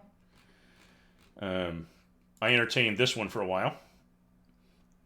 News penguin. So there's a whole lot of them. There's like 110 of these things floating around out there for this software. But I picked this guy because it goes with the theme. And back to the show. Sorry, I couldn't see the chat while I was going through all those. Too Uncanny Valley, I agree. Too Uncanny Valley. All right, let's move this guy off to the side again. She looks on the burger. The demon is great. Let's see. She looks just like you. Something using OK Boomer to I'm not going to argue this with you because I'm using a trolling way to say you're not. Poggers, yeah. What New Zealand lawmaker and what was done there? Yeah, the creepy pumpkin is super creepy, no lie. I actually thought about, since I'm trying to keep this separate from my personal life stuff, I actually thought about using a female anime avatar and a voice changing software package to give myself a female voice, and just play the whole "oh my gosh, I'm so kawaii" thing like up to the hilt. New Zealand lawmaker says "okay, boomer" during Parliament speech. Okay, we gotta look at this. Yeah. Welcome to NBC News. Continue on supporting this time. When a member of Parliament jeered at lawmaker Chloe Swarbrick, 25, she succinctly shot back, "Okay, boomer." I don't know if the audio for this will come through, but let's see if we can watch the video. In the year 2050, I will be 56 years old. Yet, right now, the average age of this 52nd Parliament is 49 years old. Okay, boomer. Institutions have proven themselves incompetent at thinking outside of that's great. Term. That's great. Just so, no hesitation whatsoever. Just bam, it's right there. That was beautiful. That was beautiful. Yeah, so the software package I'm using is called FaceRig. If you want to see what some of the options are, you can Google FaceRig avatars and do a Google image lookup for that, and you'll see pictures of pretty much all of them.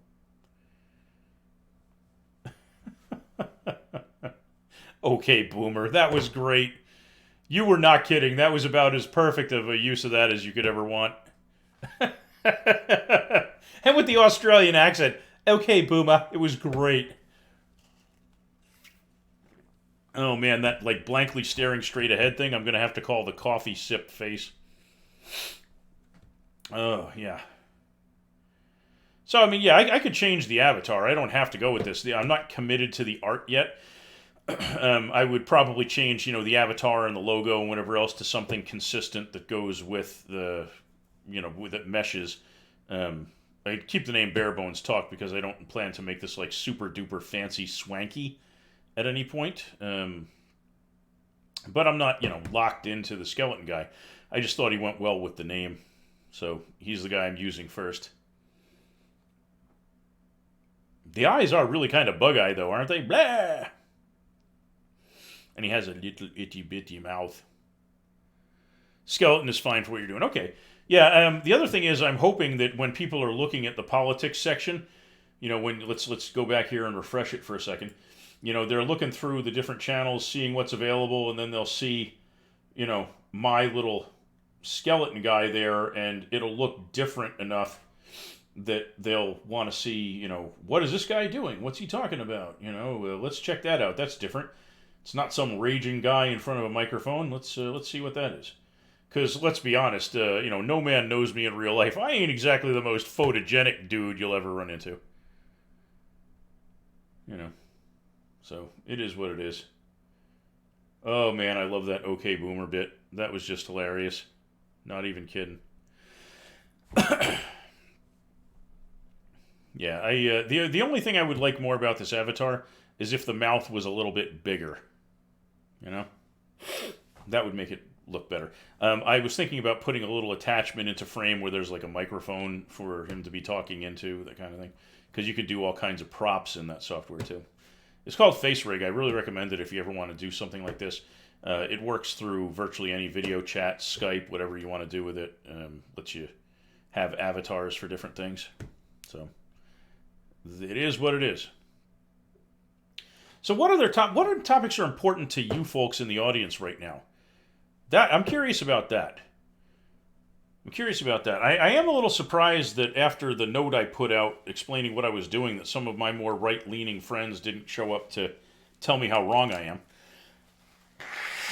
am.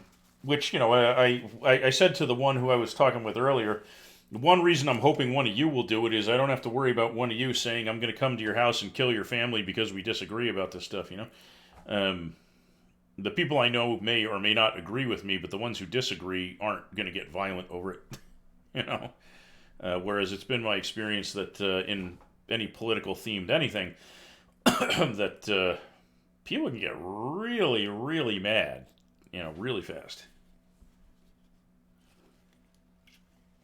So yeah, tell me what's important to you guys. What's on your minds? Political stuff, social stuff, guns, gay rights, food stamps, whatever. Anything that's of interest to you. If there's something that you want to talk about, you let me know what it is and we can yak. Because I want anybody who shows up here to know that I am willing to listen to what they want to talk about and go in on it. That's... I may not have pro gaming skills and I may not be supermodel good looking, but if there's one thing I'm willing to do, it's, engage with the people who are kind enough to show up.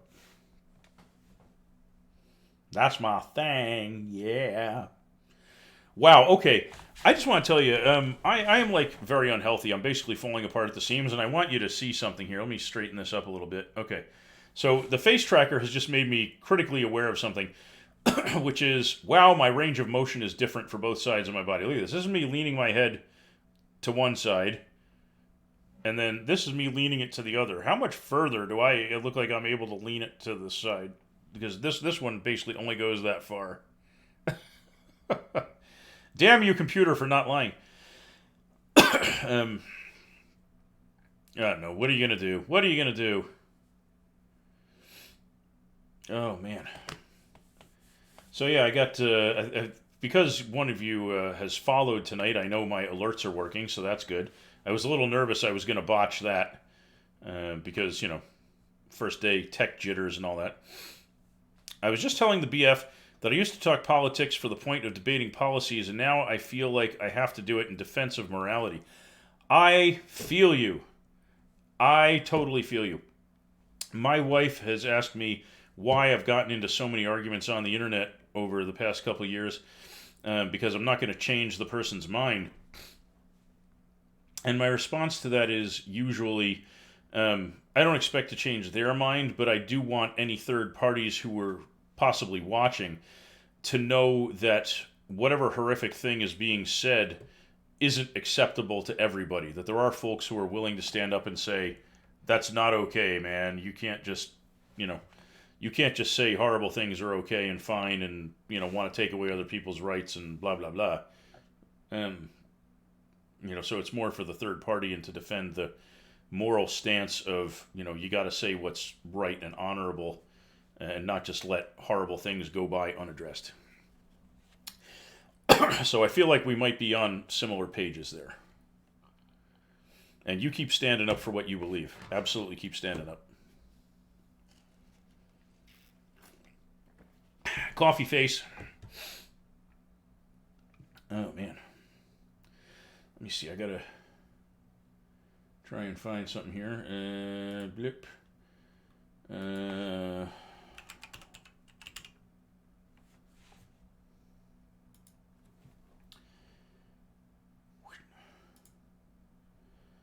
So, yeah, they actually have a Trump and a Clinton avatar. Just so you know. I thought it might be a really bad idea to show up with like a Clinton avatar on day one. I thought that seemed dangerous. So this is the original stack of them here. Let's see if I can't get a nice big version of that picture. Okay. So these are the original ones that came with the software, and there have been several expansion packs since then. A couple different versions of the fox, demons, cats, vampires, various Halloween stuff, robots, elves, snowmen, you know, witches of various anime and other sorts, hamburgers, frogs, lizards, dinosaurs, penguins, robots again, Medusa, lions, you know, dogs and cats and birds, oh my, a bear, several rabbits, lions, a talking birthday present. You know, there's a whole bunch of stuff. That's just the original set. And let's see if we can't find some pictures of others. You can already see those. Those are slightly bigger. I kind of dig the frog one. He's just chilling out there with his pipe and his leather top hat. Can I get the Uncle Sam hat as an accessory? Maybe. Why don't we look? Let's check it out, shall we? All right, so avatar, props, add prop, something that goes on the head, obviously.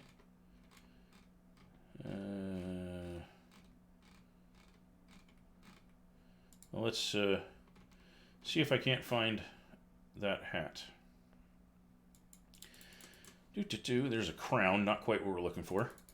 I see a top hat, the leather top hat. I don't see the Uncle Sam one. I'm not sure there is an Uncle Sam one. If there is one, I have probably missed it in the past.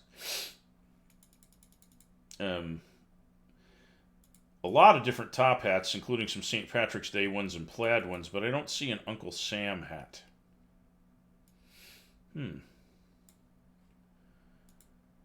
Remove prop. Let's try add one more time. Oh my god, they have a trapper hat that's almost exactly like the one that I have in real life. I don't know how I would get that to fit. Hold on a second. Neck. Let's see.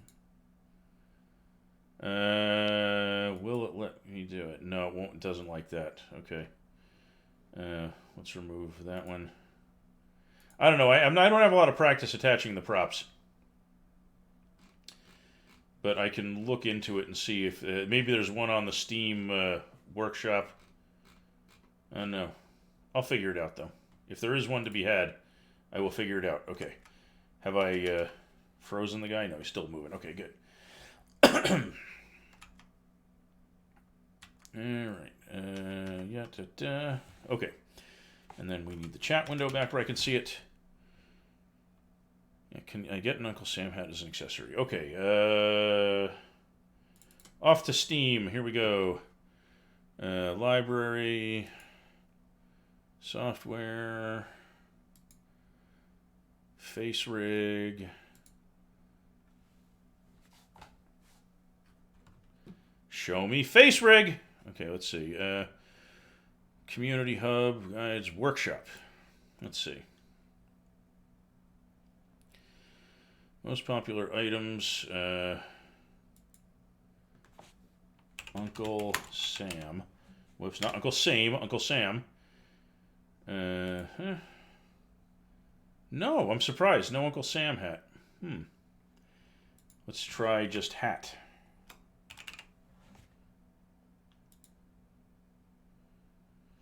Santa Claus hat, but no Uncle Sam. Huh. Okay, so I guess there is no current Uncle Sam hat, which is very sad. I would like an Uncle Sam hat, please.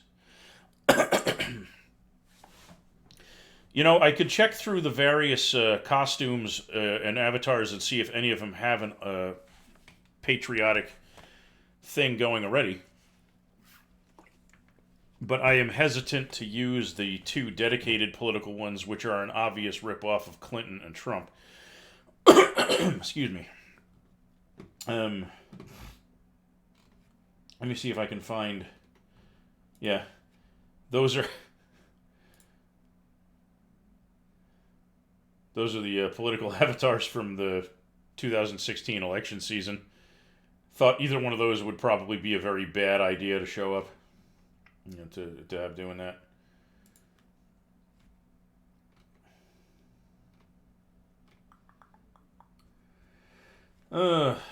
Wait a second. See, now here's somebody who did a custom avatar, but that guy looks a little uncanny valley too. Not exactly the highest quality avatar they've ever had.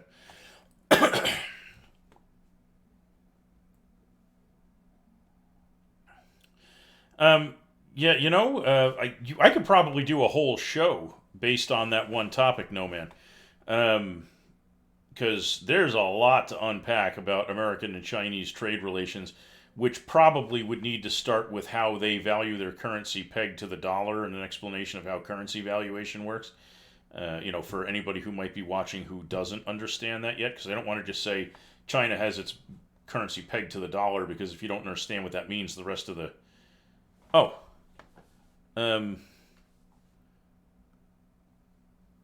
Sorry, I just I saw yours as a quick glance there.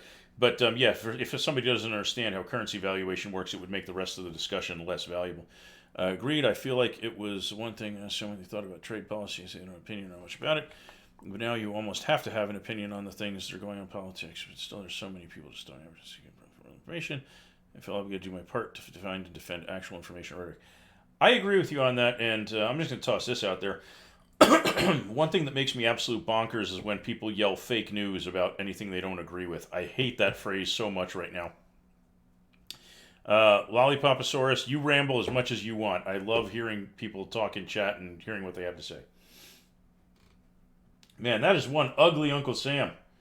Holy guacamole, that's ugly. Uggo Sam. Whoa. Okay. Yeah. Run as fast as you can. You can't catch me. I'm the gingerbread faceberg avatar. Yeah. Yeah. Whew. God, they have a lot of anime avatars for this stuff too. So many anime looking things. So many. I wouldn't mind using the bear. The bear is kind of cool. Yeah. They have all the Team Fortress characters, too. Oh, God.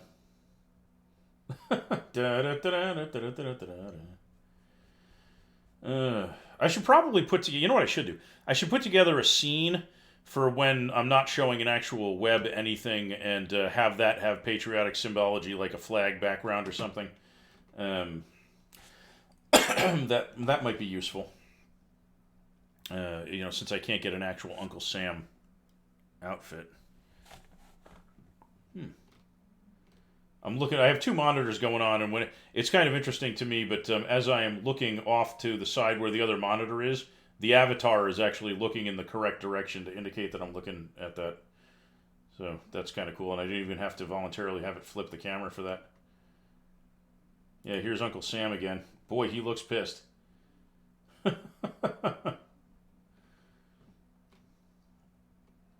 Oh no. Doing that would be like having an avatar of Dead Mouse would be begging for copyright infringement lawsuits. Oh man. Yeah. Yeah, actually, here's something we could do. Go back to the top here, do a little searchy. And I should have done this. This would have been the smart way to do things here. Face rig props. Okay. So yeah, various helmets and hats and goggles and eyeglasses, microphones,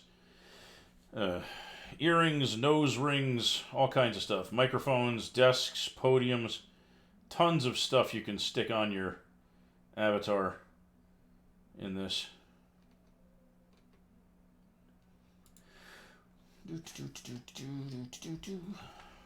But it doesn't seem like there's a quick and easy version of like a picture of all of the props the way there was for the avatars. Okay, well, enough of that. Let's refresh this one more time. Yeah, the politics section is starting to fill up at this time of night, and then it's back down to 7. Hey, and I'm still in the second row. How do I get to the first row? I'm tied for 5 with the last 3 players. People tied for 5. Agreed. No, man. There's plenty of points of discussion about securing better or more fair trade around the world. We don't have to devolve to always making it a them versus us thing and spreading misinformation about how trade wars work. I think most people don't really understand much about how a trade war works or what the ramifications of it are. Do you have education and background in that, or are you, just a solid investigator who has done their homework and figured it out?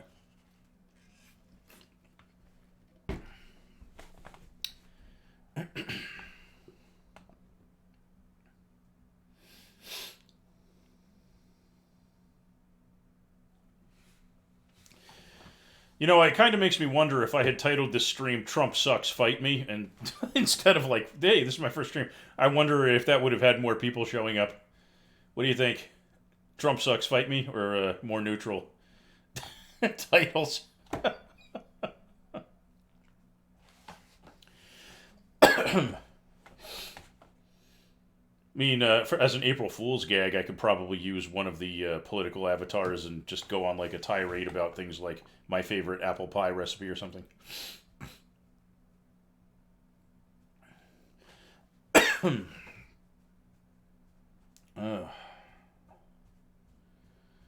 So yeah, just I'm looking at some of the other titles of some of these political streams. And like DNC Clown Show Review, like that's obviously meant to spark people to come in and argue about it.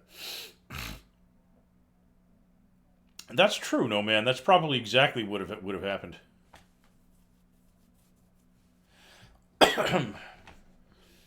However, I guess there is a certain amount of clickbaiting that I should probably be doing with the titles, something to spark interest, even if I have to be careful to not make it sparking rage rather than interest. Clickbaiting with the title might not be the worst thing in the world.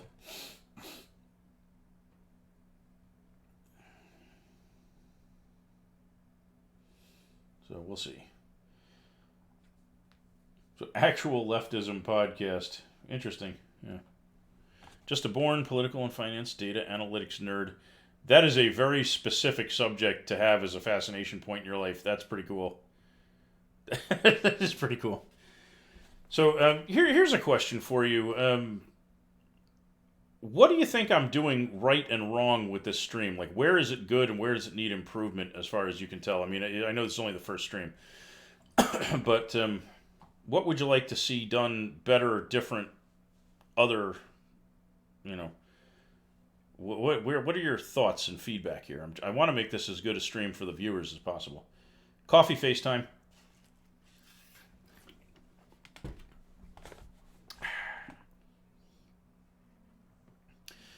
There are definite complexities to, but at surface level, it isn't that complicated.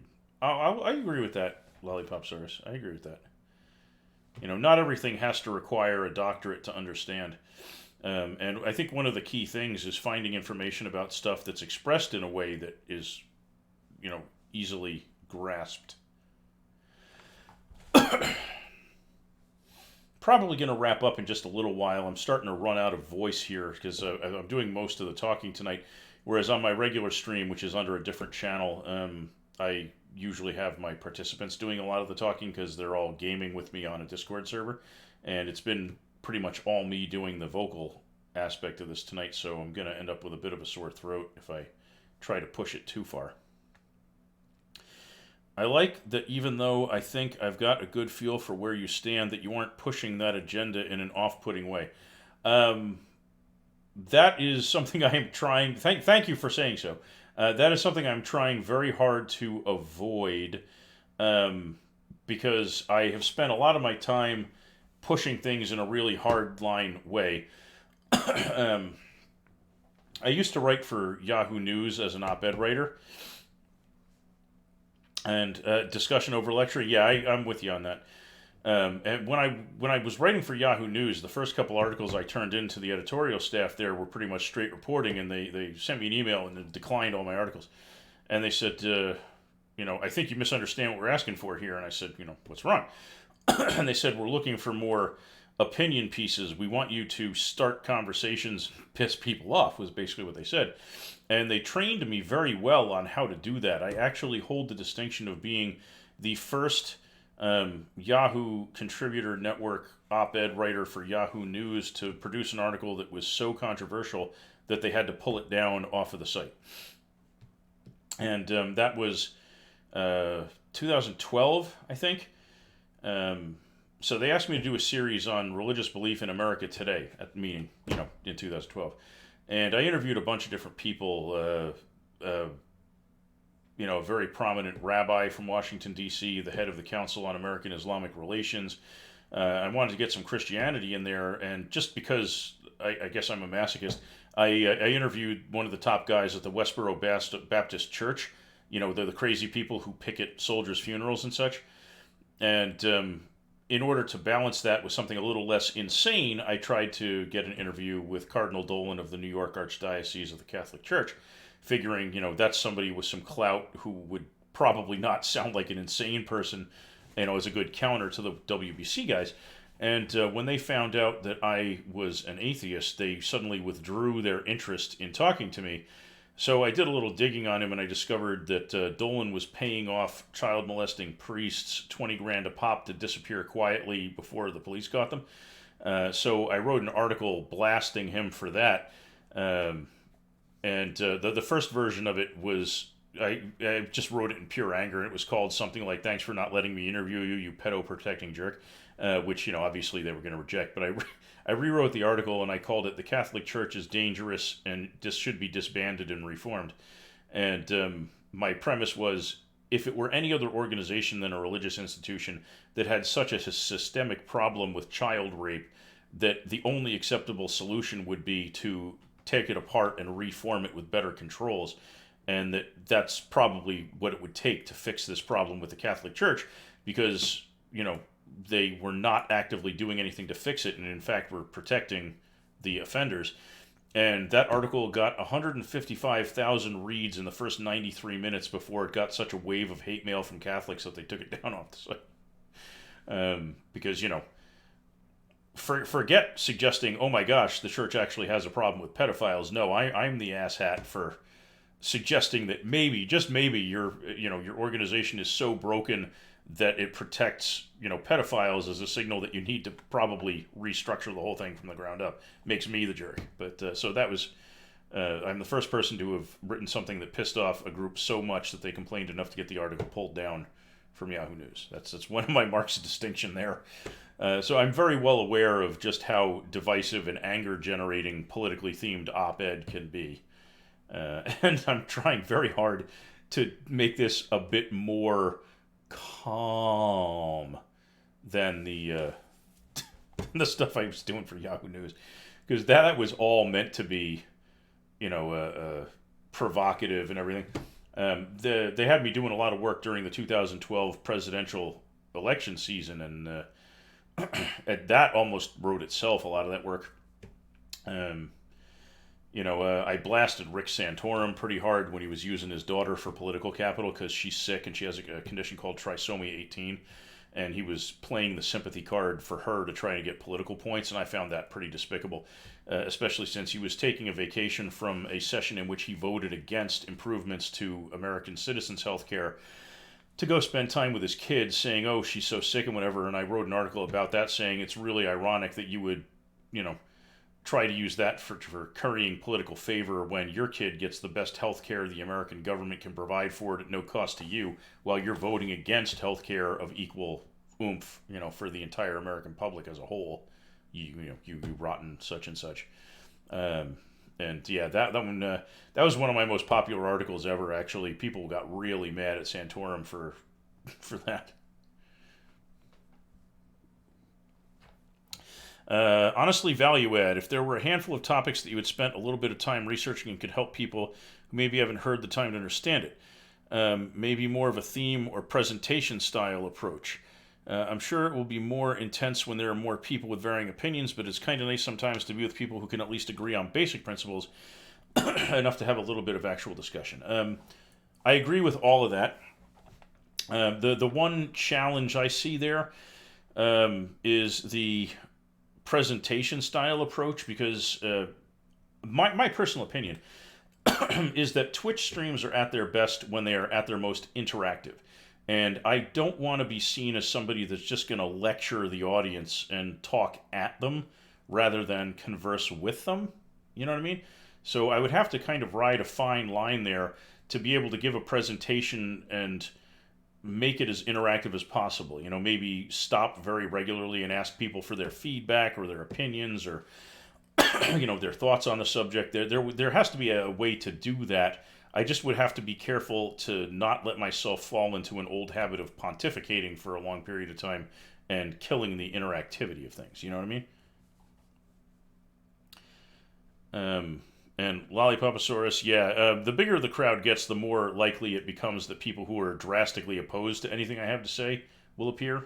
Goes up, Show sources. Yes, that is an excellent idea. What I might do in the future is do a little more looking ahead before I go live and see what topics in particular I want to discuss, and have like a bunch of browser tabs open with the sources for everything so I can snap to it immediately as needed. Lollipoposaurus, no, an actual presentation. So you're suggesting that I should do it with no audience participation? Just, do it like a lecture format? Is that the idea? Because if it's not, I don't want to misunderstand you.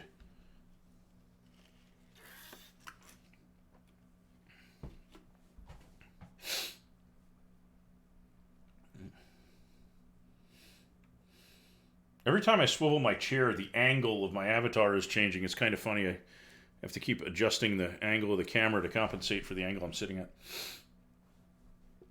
Oh, okay. All right. Not an actual presentation. Okay, phew. I see that. That's why I want to double check this stuff. I want to make sure that I'm understanding correctly. Because that's a fairly substantial difference. And I would have totally messed that up if I had gone with what I thought the original meaning was. I'm curious to see how busy this channel is getting as time goes by. Man, I am like totally stuck in that second row tonight. What is up with that? I'm not bitter. You're bitter. No, okay. Oh boy. So yeah, not just a plain old presentation format. Okay, good to see that we're on the same page there. Because yeah, the main thing I really want to offer here is a level of interactivity. I really want people to feel like they can come here and discuss with rather than listen to. You know what I mean?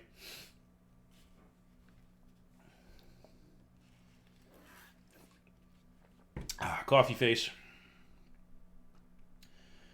Oh man.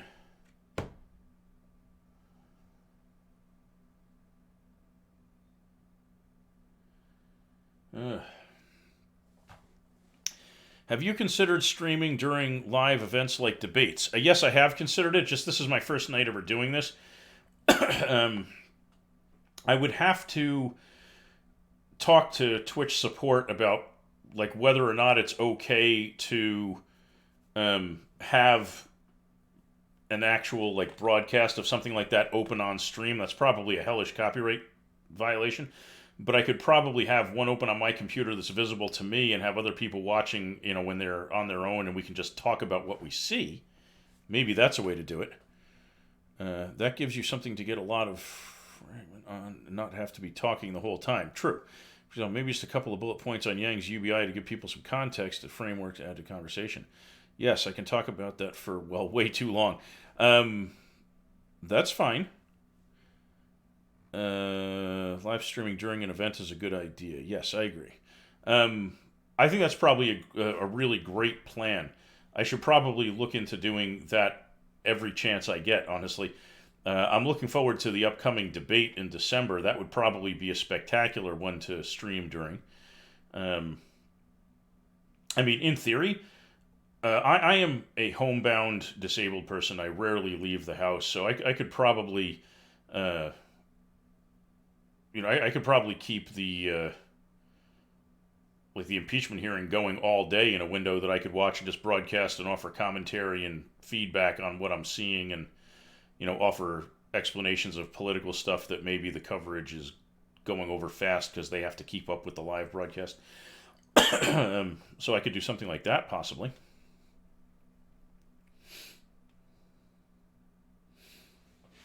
I feel like I might risk getting lost in the shuffle there because earlier today, like everything in the politics section here was all, impeachment. But surely there's other live stuff going on. Or maybe I should just go with the flow and go with impeachment stuff during the day. It's a thought.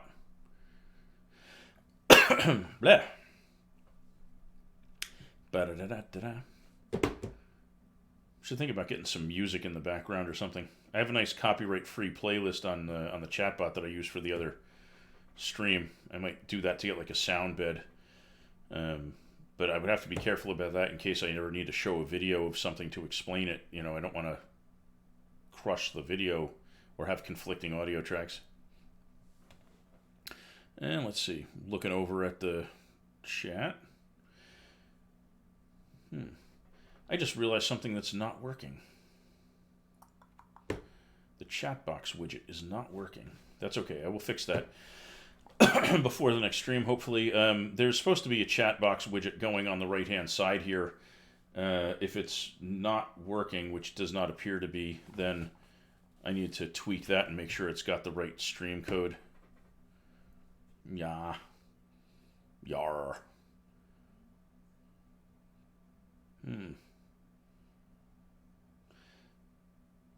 So, no man, I know that you're a big fan of pirates, so one of the guys from my regular stream is actually a guy who fights pirates off of American shipping vessels. He's like an anti-pirate. Kind of crazy, honestly, but that's what he does. He gets dropped by helicopter onto American cargo ships that are about to sail through a known danger zone, like the Somali coast or whatever, and he and his comrades, ford up on the ship and shoot at any roving bands of pirate boats that try to board them. I'm not sure it's awesome considering the guy's like 23 years old and he's already accustomed to killing people. I mean, that's a little weird. Plus, it's not exactly glamorous because when you're talking about like Somali pirates, according to him, they're mostly like inflatable motorboats full of 13-year-olds whose parents are being held hostage on shore that are being forced to sail out and assault cargo vessels against their will. So it's not exactly, Jack Sparrow kind of piracy, but his job is to stop it. He says, luckily, most youngsters will turn around when gunfire goes over their heads. So, you know, so at least he's got that level of common sense, instead of just sinking the boat out in the middle of the ocean and watching teenagers drown. But yeah, apparently piracy is still a thing that American cargo vessels face. And I did not know this, but they don't raid the cargo vessel to steal the cargo. They raid it to steal the captain because the cargo vessel companies will negotiate with terrorists and will pay ransom to get these guys back, and they just don't talk about it on the news. So you can get a couple of $100,000 for one of these, cargo captains, and it's sort of the undiscussed reality of cargo shipping around the world is that, pirates show up to steal the commanding officer of the ship and ransom him back to the country of origin.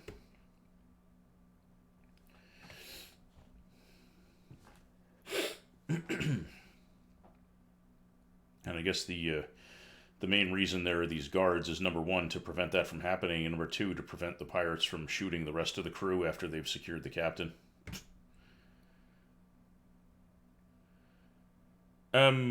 I don't know all the details about it, but I do know that the captain alone is sufficient because any cargo company that won't ransom their captains back will find that nobody wants to work for them. So, the chief reason they do it apparently is to make sure that people are still willing to operate their vessels. Exactly, Lollipoposaurus, yeah. Because the chief people who would hear about it are other captains,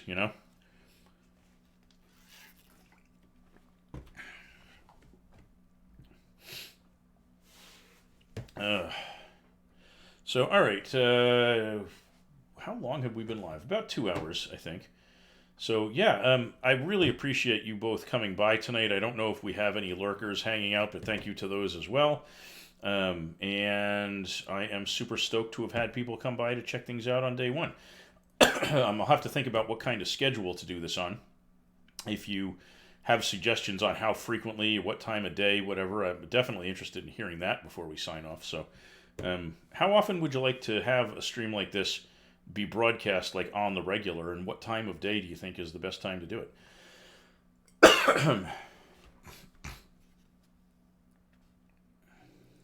Okay, no man, take care.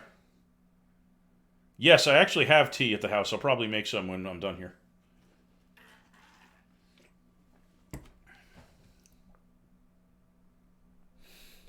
But yeah, time of day and number of days a week would be very helpful.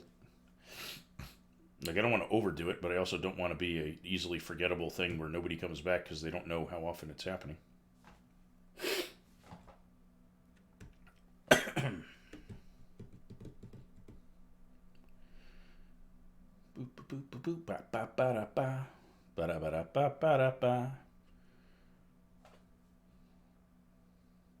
I need some good sound effects, like, the Benny Hill song for when somebody says something funny. Or rim shot, like that. Only like my hands don't make a cymbal sound when they hit the table.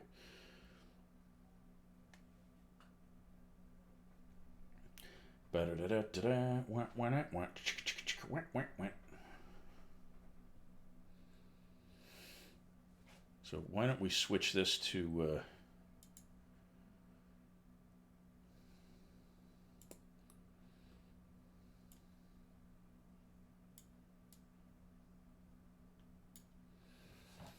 There we go. I don't find many people are on Wednesday evenings. Consider that. Okay, I will keep that in mind. What I'm probably going to be doing over the next few days is paying attention to the politics section and the just chatting section and seeing, who broadcasts when. Because there's no way I'm going to compete for audience with somebody like Hassan or Central Committee or Bad Bunny or any of the bigger names. But I can't let their presence dissuade me from streaming either. So we'll see. All right, so thank you to those who came by tonight. I am going to be back again soon. I will make sure to update the schedule widget below the main stream window with information about what the schedule is going to look like. Not yet anyway. Oh, wouldn't that be nice? That is like the dream, to have that level of success of like a Hassan, wouldn't that be awesome? So yeah, I will update the schedule widget below the main screen that's in the panels. And thank you for the follow. That is awesome. And hopefully I will be on a couple nights a week and find the right time slot to do this and, learn from you guys and hopefully have you guys learn interesting stuff while you're here. So thanks for coming along, everybody. I'm going to just check real quick on Twitch to see if there's somebody to raid here, because I think that's the, what do you call it? I think that's the polite thing to do, is to end with a raid if you can. And hopefully somebody doing politics. No.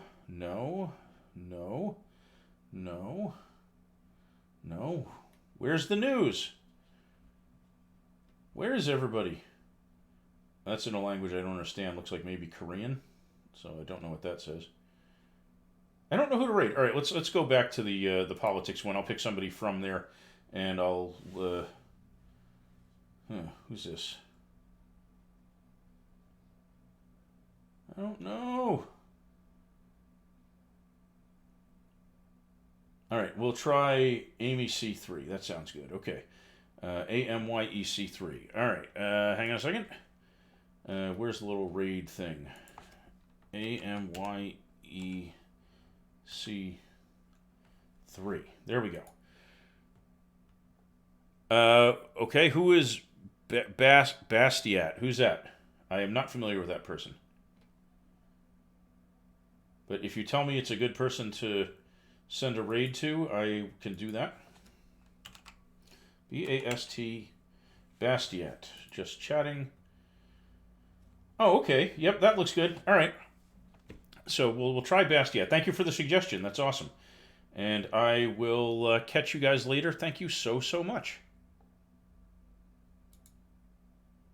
So we need 10 seconds before it will let me click the raid button. Hopefully Twitch's stuff will actually work.